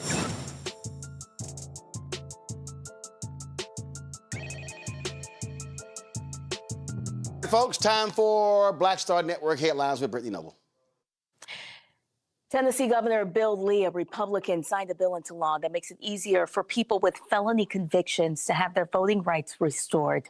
The legislation removes the requirement that individuals pay all court costs before regaining their voting rights. It also relaxes Tennessee's child support rule, now allowing people to qualify if they've been compliant with payment or on a payment plan for at least a year. The measure received bipartisan support, passing with unanimous backing from Democrats and support from most Republicans. The law took effect immediately upon the governor's signature. In Chicago, the family of a 13-year-old killed by a cop in 2021 hopes to finally get some justice as their wrongful death civil trial begins. Jury selection in that trial against the police department and former police officer Eric Stillman for the death of Adam Toledo started today. In March of 2021, the teen was shot and killed during a foot chase. In 2022, the Cook County State's Attorney's Office declined to file criminal charges against Stillman in connection with the shooting. The Toledo family claimed Stillman did not follow department protocols as he chased and then fatally shot their son. And now a jury will decide whether the Chicago Police Department is liable for Toledo's death. A former special police officer who stomped on an arrestee's face while the person was already pinned to the ground will spend 12 months in prison. U.S. Attorney Janine Pirro said Bridget Robertson violated the constitutional rights of a citizen while acting in an official law enforcement capacity during the 2023 arrest. On June 24th, 4th. In 2023, Robertson was working as an armed security officer for specific protection services at a McDonald's. And according to court documents, she became involved in an argument with a patron, which escalated into a physical altercation. And when officers from the Metropolitan Police Department arrived and successfully subdued the patron, Robertson stepped over the individual and stomped on their face, causing injuries that resulted in bleeding. It was later determined that Robertson's actions had no legal justification. An Illinois teacher is under fire after emailing a racist image to staff members that read 10 little N-words. That incident, it happened in Kankakee County School District 111, where the Board of Education took action against a special education teacher at Kennedy Middle School. The superintendent says that the teacher submitted a resignation letter that included apology, but the board rejected it, choosing instead to terminate her employment to send a stronger message. This is not the first incident for that district. In 2023, the board fired another teacher who was recorded calling a high school student the N-word in class. Veteran actress Dee Freeman has died. She passed away Thursday after a battle with cancer. And according to her publicist, over a career spanning more than 3 decades, she appeared in dozens of roles on screen, including The Young and the Restless. And most recently, she was featured in seasons 9 and 10 of Tyler Perry's Sisters, where she played Valerie Barnes, the mother of Andy, portrayed by KJ Smith. Born Dolores Dee Freeman in Louisiana, she enlisted in the U.S. Marine Corps after high school, and she later built a strong foundation in theater, appearing in more than 80 stage productions before transitioning to television and film. She was 66 years old. Roland, back to you.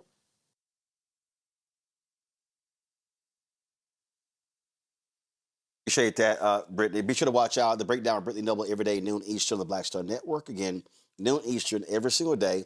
The breakdown with Brittany Noble right here on the Black Star Network. All right, y'all.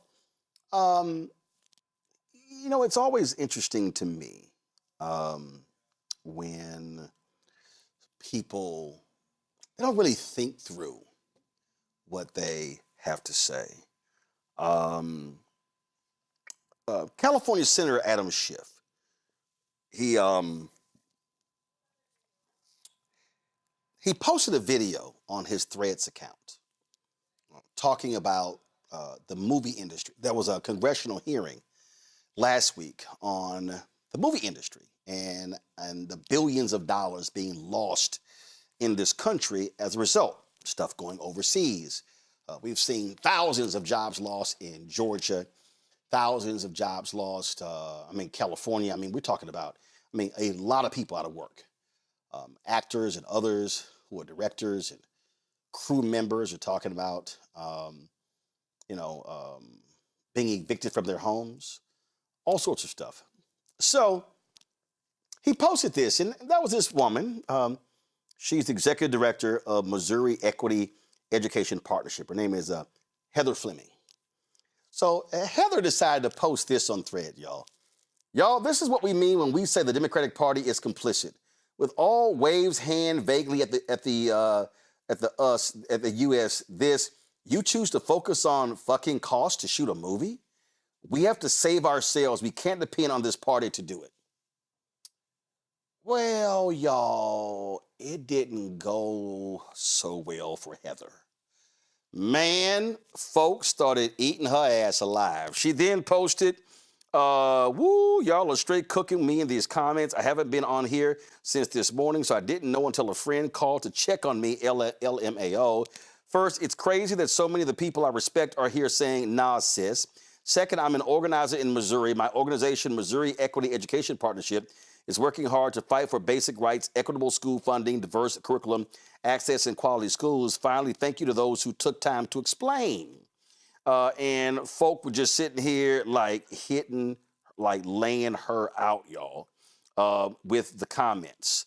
And you had folk like Ava DuVernay, Jamel Hill, and others educating her by saying, do you have any idea what you're talking about? And she then said something along the lines of, this is what Ava DuVernay said. Respectfully, I understand this may sound like cost to shoot a movie, But without stumping for Schiff in any way, because hell no, please hear me out. When production leaves Cali, it's like when auto plants left Detroit or steel left Pittsburgh. Tens of thousands are out of work here. I get the anger with the Dems deeply, but flattening a whole workforce is tough. Grips, electricians, hairdressers, drivers, caterers, carpenters, real folks with mortgages and kids in school, it's what's at stake. She goes, thank you. I was viewing this topic from my perspective here in Missouri, where movies, though important from an artistic perspective, are far down the list. I appreciate your perspective. Also, I'm a huge fan. I hate that your first exposure to me is this. I much prefer to be known for my advocacy. But see, this is the problem. This is the problem, Thelma, when people just hop on social media and they don't think. They don't pay any attention. Okay, you're in Missouri. And you're just thinking, oh, like, why are they on Capitol Hill talking about a movie? I keep trying to explain to people, y'all have to learn to connect the dots. When we talk about a movie, you just don't watch a movie. Mm-mm. When I was in high school, I went to the Jack Hayes High School Magnet School of Communications. Mary Waits, who was our television instructor, when we would watch a movie, and we would watch this movie for production reasons, so when the movie was over, folks just started getting up. She's like, ha-ah. She said, keep it in the seats.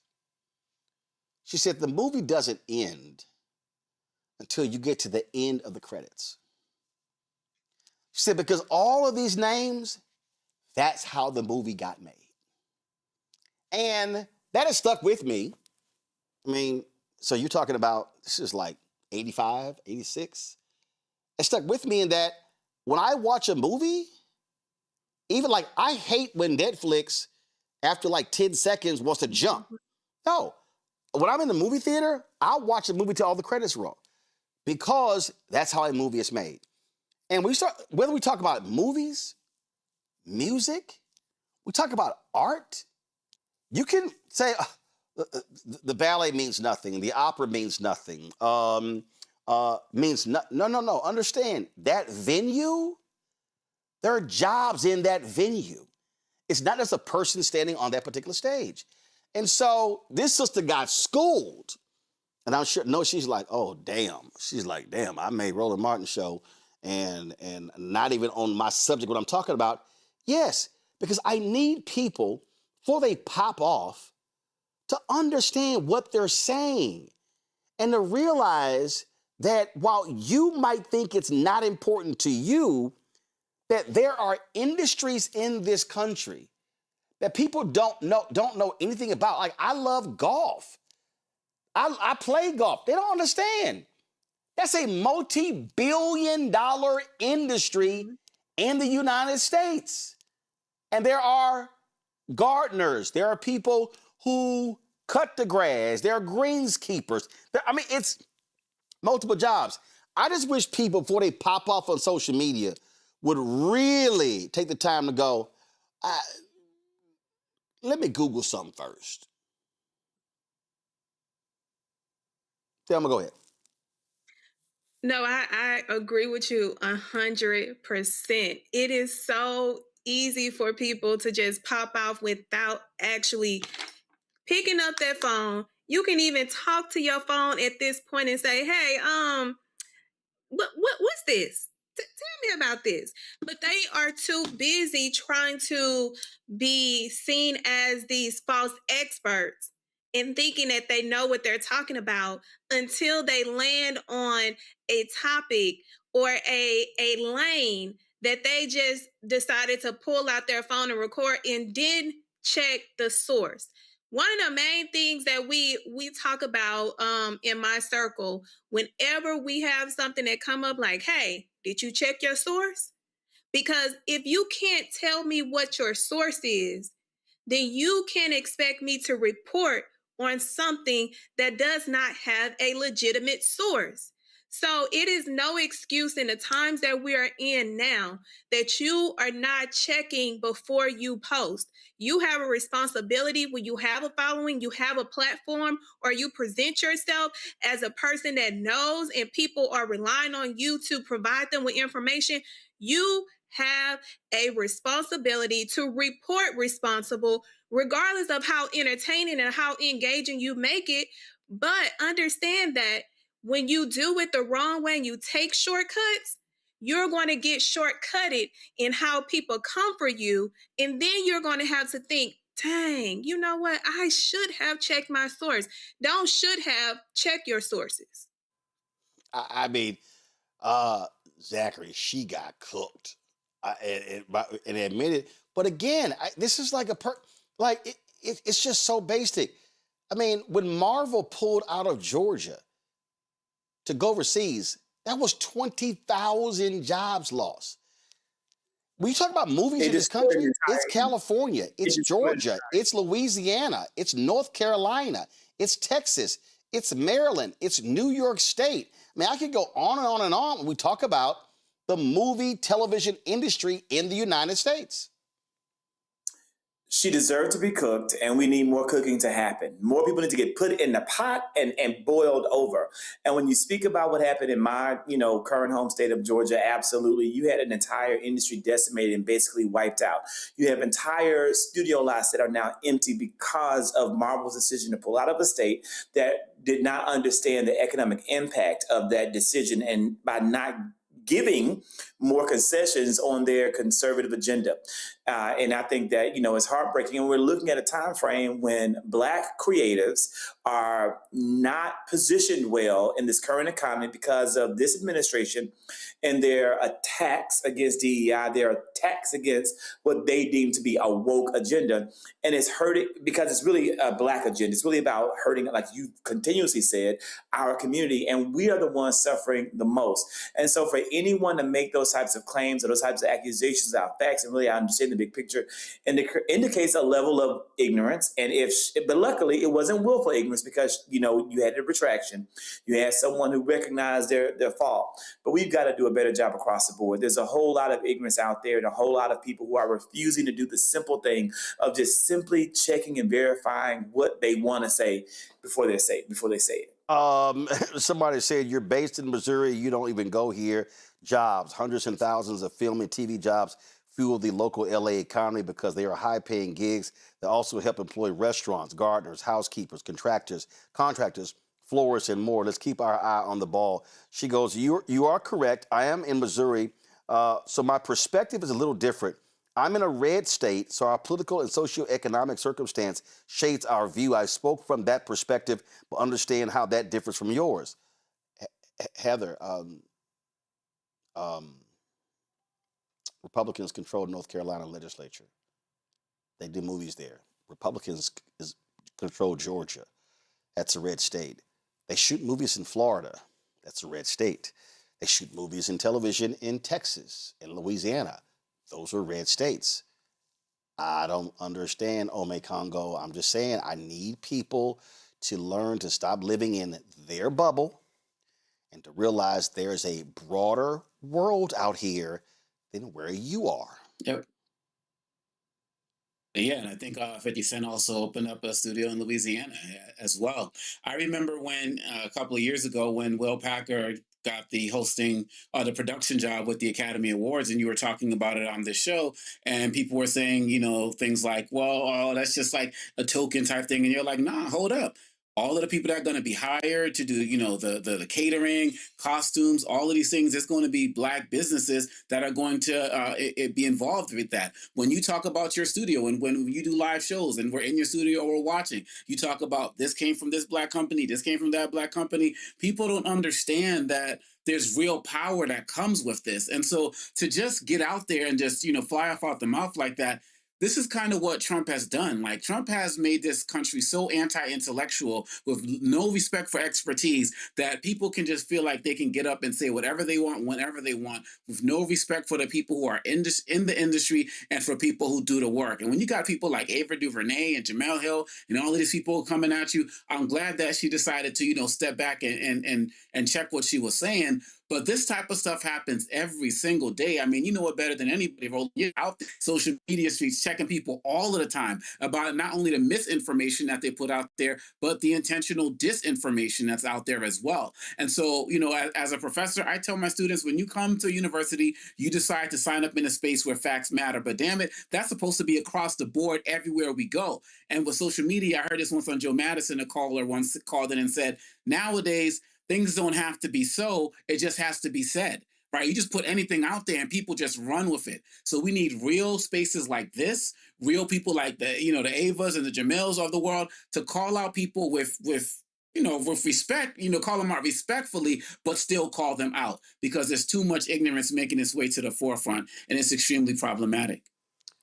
Okay, so now I have to play this. This has gotten lots of discussion over the past several days. While LeBron James was playing golf with a few of his buddies, he decided to weigh in on the city of Memphis and then brought up Nashville. Please listen. At the fucking Hyatt at 41 years old. You think I'm gonna do that shit? Being in Memphis on a fucking random ass Thursday. I'm not like the first guy to even talk about it in the NBA. Like, we all like, you guys have to move. Just go over to Nashville. You got Vanderbilt over there. You got the fucking NASCAR. You got a stadium. Don't they got a hockey team too? Yeah, Predators. Yeah. Like, they got everything. Doesn't look like LeBron's going to be on the Grizzlies anytime soon, so Grizzly fans out there. Yeah, they know. Their only chance was in 2003 if they would have won the lottery to get me there. And I might have pulled a Eli Manning. All right, so I'm going to play this again, but because I want you to listen to the beginning of what LeBron said. Listen very closely. Audio, turn it up, please. At the fucking Hyatt at 41 years old. You think I'm gonna do that shit? Okay. I'm not staying at the fucking Hyatt at 41 years old. Do you think I want to do that shit? This caused a firestorm. Then LeBron, he was asked about it, and he had something to say, and then this is what he said. How people have taken those comments. People have been upset about the fact that Memphis was looked at as a team that, robbed black people in Memphis, right, compared to like Nashville, for example. So people Did I say I don't like black people? No, you didn't say that. But there were people who were wondering why Memphis was targeted. Like Milwaukee was too. You didn't miss that one too? They didn't see that? Not as much commentary on it. I said Milwaukee as well. Yeah. 41 years old. There's two cities I do not like playing in right now. That's Milwaukee and that's Memphis. What is your problem? I don't like going home either. Shit, and I'm from there. What is people are ridiculous. They also get mad at my son being on the team too. So what are we talking about? Okay. People need to figure out other ways to put their energy to other things that's important. Like, seriously, I'm not talking about the city, like the people in Memphis. Like, I don't like staying at the Hyatt Central. What's wrong with that? What's wrong with that? Nothing. What are we talking about? What are we talking about? We need to shut the hell out. Okay. So let me explain something that many of you may be totally unaware. I remember a few years ago, Herb Williams, who long time played for the New York Knicks. Herb, good friend of Spud Webb. We often play golf together. And Herb was talking about this, and I think Charles Oakley even had this in his book. They talked about going to a hotel. And Patrick Ewing was the captain. Herb was one of the veterans. Patrick Ewing was like, nah, we ain't staying here. And so he told the players, don't even take your bags off. They got back on the bus, and he made the Knicks drive to another hotel that had better accommodations. that was through the vein of veteran leadership, speaking up for the team. We're here in the nation's capital. When NBA teams come D.C. to play the Washington Wizards, do you know where they stay? It's at the Ritz-Carlton, Georgetown. Ritz-Carlton. When they go to other cities, they stay in the Four Seasons. NBA players fly private. They're in chartered jets. They stay in 5-star hotels. They get a per diem. Now, there's another video that's going around of other NBA players complaining about the Westin Hotel in Memphis. And when you go to Memphis and you stay at the Westin Hotel, it literally is across the street from the arena where the Grizzlies play. I've stayed there. In fact, when I gave the MLK speech in Memphis, they had their MLK basketball game. And I remember being in the hotel and Cheryl Miller was there and Tommy Smith, of course, of 1968 Olympic fame. Saw them in the hallway. In fact, I remember staying at the same hotel when I was there for the MLK commemoration of the 50th anniversary of his assassination. I've stayed at the Peabody Hotel. I've stayed at other boutique hotels. I've stayed at a number of hotels. There used to be a Holiday Inn that was part of the conference center at the University of Memphis. That's since closed down. I stayed there a couple of times. So I've stayed different places. And so when people heard that, first we got to understand, we're talking about an NBA player where they stay in 5-star accommodations, and he's complaining about having to stay in a Hyatt Centric. It's a lot of people, LeBron, who go to Memphis on business trips, who stay in Hyatt Centrics, who stay in the Westin. In fact, I like the Westin because the Westin came out with the Heavenly Bed. I remember we had a journalism it was a mentoring program, and it was this is when the Heavenly Bed first came out, and it was a Friday night. We were all going to go out because our session was the next morning. And didn't nobody go out? We were like, because it sort of rained, and then like the next morning it was like, yo, did you go out? You go out? They're like, no, I kind of like stayed in that bed. Everybody the bed was that nice, okay? Because they got the Heavenly Bed, okay? So I like staying in Westins. I could afford to stay in a Ritz-Carlton in the Four Seasons, but I don't want to because it's a bed, y'all. I'm not tripping on all of that. That's not important to me. But what LeBron has to understand is that when you make that comment, what you imply and what someone infers can be two totally different things. And so when we start talking about cities, and he said, well, I don't like going to Milwaukee. I don't like going to... Well, guess what? We don't give a shit, LeBron. Because nobody's going to the game. If you are a Milwaukee fan or a Cavaliers fan or a Grizzlies fan, we really don't give a shit what hotel you prefer to sleep in. Because the fans there ain't going to watch you play. They're actually going to the game to watch their team beat your team. But this is a perfect example there where an NBA player needs to be a bit more humble when it comes to when they say things, because who are the folks who are buying tickets? Who are the people buying merchandise? Who are the folk, LeBron, buying your shoes? How many people who buy your Nike shoes, how many of them get to go, well, I would rather have a Four Seasons or the Ritz-Carlton and not a fucking Hyatt Centric? See, this is, and I get it. He's like, I'm 41 years old. I'm a grown man. Yeah, but be more mindful of what the hell you're saying, because as somebody who's making millions upon millions of dollars a year, a lot of people who follow you aren't in your tax bracket. So I understand why people in Memphis would have taken offense. I understand why others will take offense. And in fact, just so people can just understand, and I know LeBron ain't never done this, probably since he was in high school.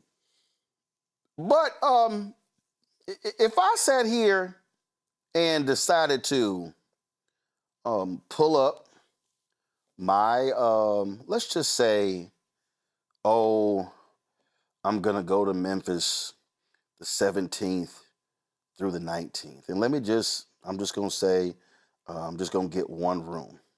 And I go to Orbitz. You can go to my iPad, and I go to Orbitz. I just want y'all to understand, and I hope LeBron actually sees this. Y'all, this is Orbitz. This is where a lot of people book their hotels. The Hyatt Centric that LeBron complains about gets an 8.8. It's rated excellent. The Doubletree Hotel in East Memphis gets an 8.2.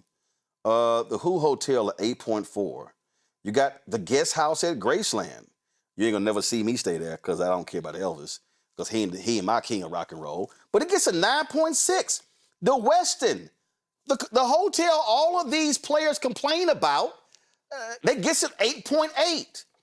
And then you go down here, and the Hilton Garden Inn gets an 8.8. And the Canopy by Hilton Memphis downtown gets a 8.6, and you just keep going down here, and you can sit here in the Hilton Memphis. You can sit here and actually sort this. You can sort this by ratings or however, or your options, and I mean there's all kind of ways you can do this. Here's my point, LeBron.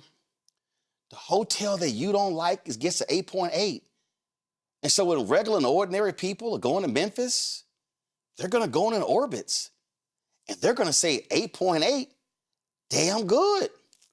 And they're going to look at the price of the Hyatt Centric. They're going to look at the Westin is $293 a night, and the Hyatt Centric is $248 a night. And a lot of folks are going to say, that's a good deal. I just want, again, like I said in the previous, I want some people to understand that when they say some things, what they imply is different than what other people infer. And when you say, y'all need to just move your whole team to Nashville, look what Nashville got. And Nashville, they got a hockey team. Nashville, they got Vanderbilt. Nashville, they got a football team. Memphis has the University of Memphis. Memphis, LeBron, has Lemoyne Owen and HBCU. You said you didn't like going to your hometown team. Your hometown team got a football team and a basketball team and a baseball team and 5-star hotels. So what are we talking about here? Folks, be mindful of what you say and how it lands, because you and your money could be talking when the very folk who drives your money, who buys the products that you endorse, they might enjoy that free breakfast at the Hyatt Centric. Zachary, you first. Zachary's gone. Thelma, go ahead. Here's my thing with LeBron, and LeBron is my favorite player, but there's no excuse, because when we recall when you had this white woman telling him to shut up and dribble, and we go on this whole campaign in order to put her in her place when talking about a African-American man who is of LeBron's status and how monumental he has been to not only the league, but to sports and to communities. But my biggest issue is when individuals like LeBron and their proximity to whiteness makes you forget where you come from and the struggles of the individuals in the cities that you are talking down on. For you to say that an NBA team, in order for them to have a conversation with you, to be in proximity to try to get you, that they need to move a team that infuses their ecosystem and their money to a white racist city. I'm looking like, okay, what is the reason? You know that your words hit harder than the average person. And we can add it up and add it up because of your influence. So you thought it was okay to get on a golf course while you're talking to white men about a predominant Black city and talk down on it because you felt comfortable into your proximity with the whiteness in order to, for them, they made you feel comfortable in disrespecting a minority city. I don't appreciate that. And you should have known better. You have media training. You know how to answer fucking questions. But you thought that that was okay. But don't be surprised when people say, oh, why you want to be in Tennessee? Is it because of the proximity to a lot of bunnies? You don't want to talk about that. So I need you to mind your race and protect the spaces of our race, regardless of who you are around.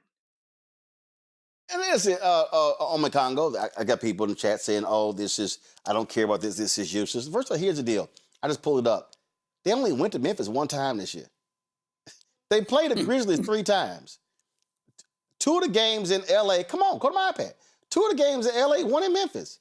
I'm like, really? But here's the thing I need people to understand. I need people to really understand what I'm saying here.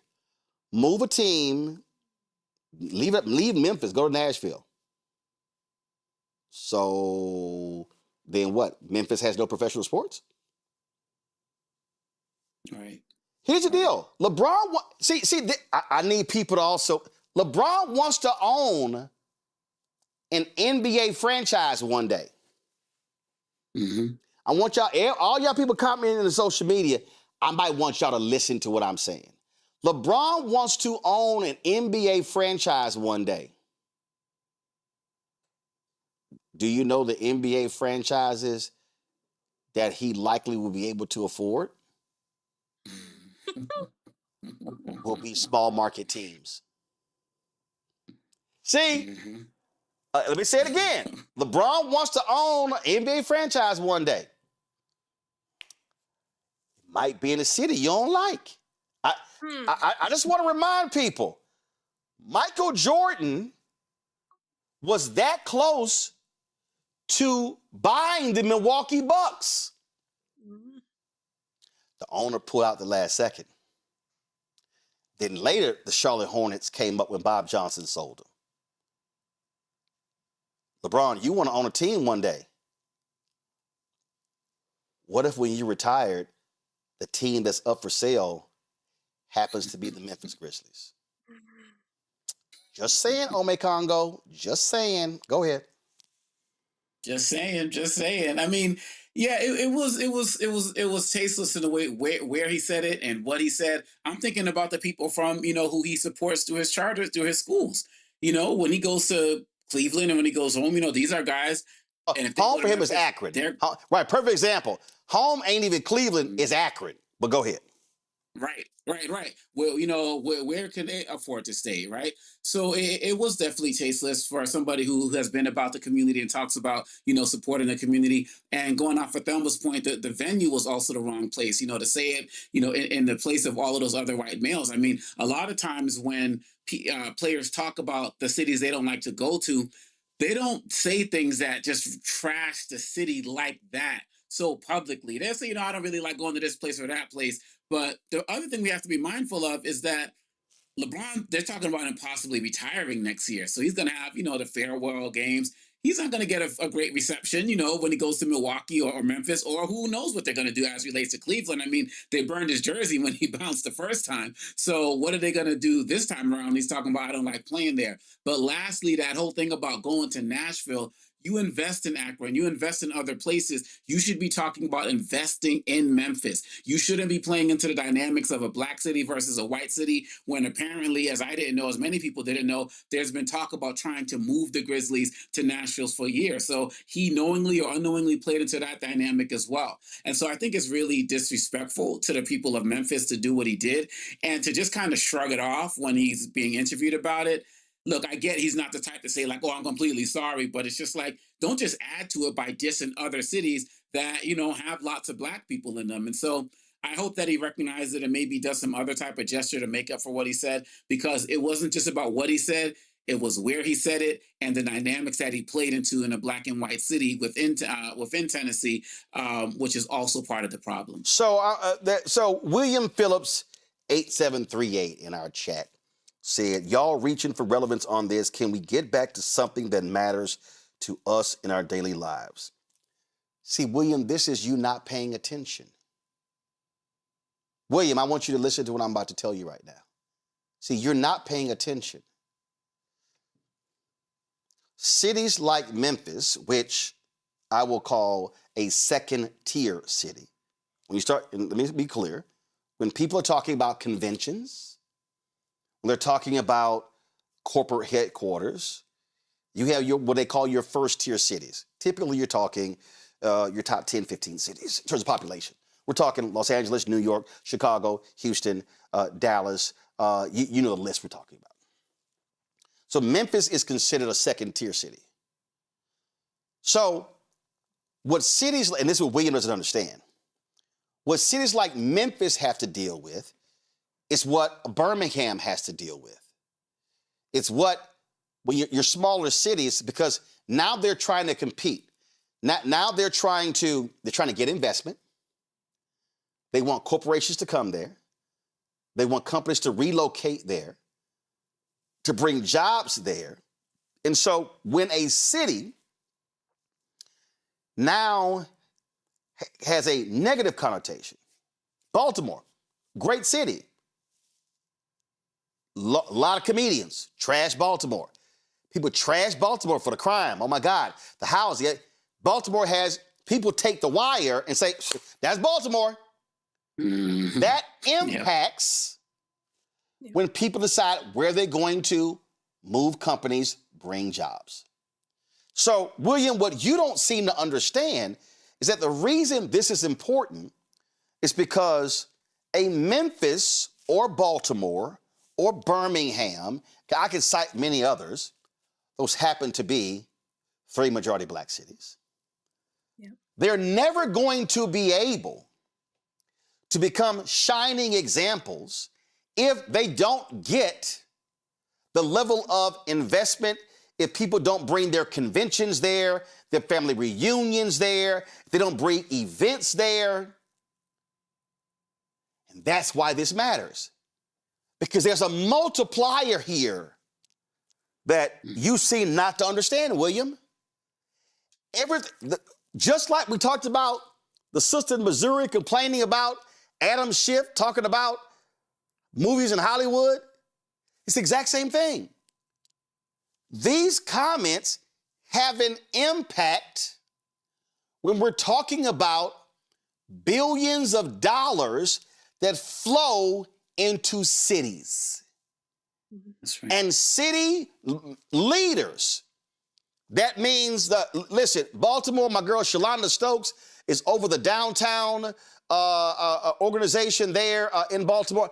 Her entire job is to travel America to sell Baltimore. All of the events that they put on in Baltimore, it's about improving and restoring the image of Baltimore. Because what Baltimore is doing, Baltimore is literally fighting the negative connotation of being a city that's not worthy for people to go to. So when the CIAA tournament left Charlotte and went to Baltimore, that was considered a huge win for Baltimore. And so if you're watching this show right now and you think this conversation about what LeBron said about Memphis has no impact on our lives, that means you really do not understand how commerce works in America.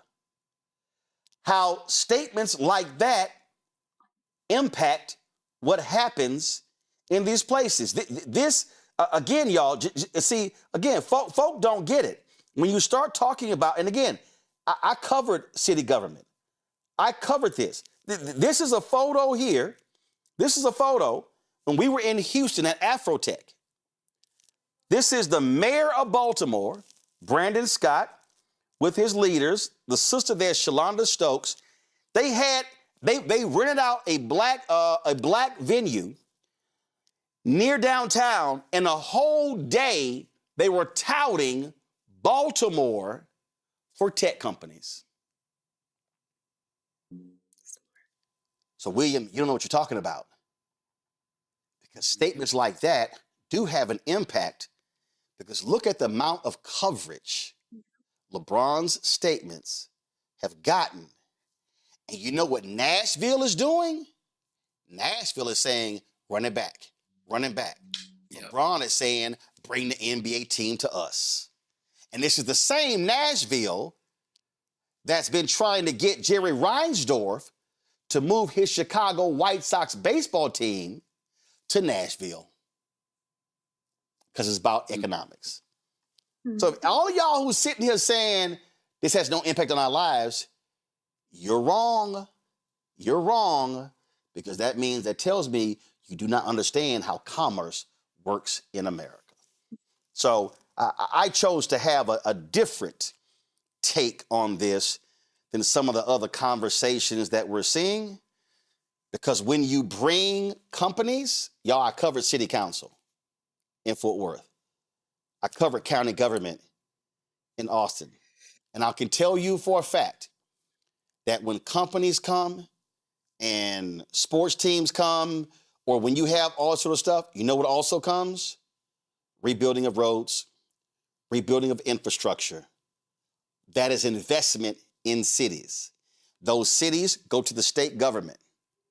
Invest in us so we can get this here. We bring these businesses. It's going to grow the tax base of Baltimore, which will grow the tax base of Maryland. It will bring this to Memphis. It's going to grow the tax base of Memphis, which will grow the tax base of Tennessee. They go to the members of Congress to say also, can y'all also help us with federal investment as well to be able to attract these businesses? That's the piece that a lot of people are missing. And so when people saw this as an attack on black people, what we're really saying is you are attacking. He didn't complain just about the hotel. He literally said, move the team from Memphis to Nashville. Yep. Memphis is a predominantly black city. Nashville isn't. He mentioned Nashville has Vanderbilt, didn't mention Fisk. But Memphis has University of Memphis and Lamont Owen, also HBCU. I'm just saying, y'all need to understand that this ain't just about the quality of a hotel. It's also about black economics. Mm-hmm. Zachary had to go. Omekongo, thanks a bunch. Thelma, thanks a bunch. I appreciate y'all being on today's panel. Thank you so very much. See, y'all, this is why this show matters. Because, see, the other people out there who are talking, they ain't making that connection. That's why we do what we do, so you can understand how the dots are connected. That's why we also want you to support this show, support the other shows on the Black Star Network. Please, if you're watching the show, you have not contributed, please do so. If you want to join our Bring the Funk fan club, your dollars make it possible for us to do the work that we do. You can give via Cash App, use a Stripe QR code. You see it right here. That's also for credit cards. Checks and money order, make it payable to Roland Martin Unfiltered, P.O. Box 57196, Washington, D.C. 2003 7-0196. PayPal's R. Martin Unfiltered, Venmo RM Unfiltered, Zelle. Roland at RolandSMartin.com, Roland at RolandMartinUnfiltered.com.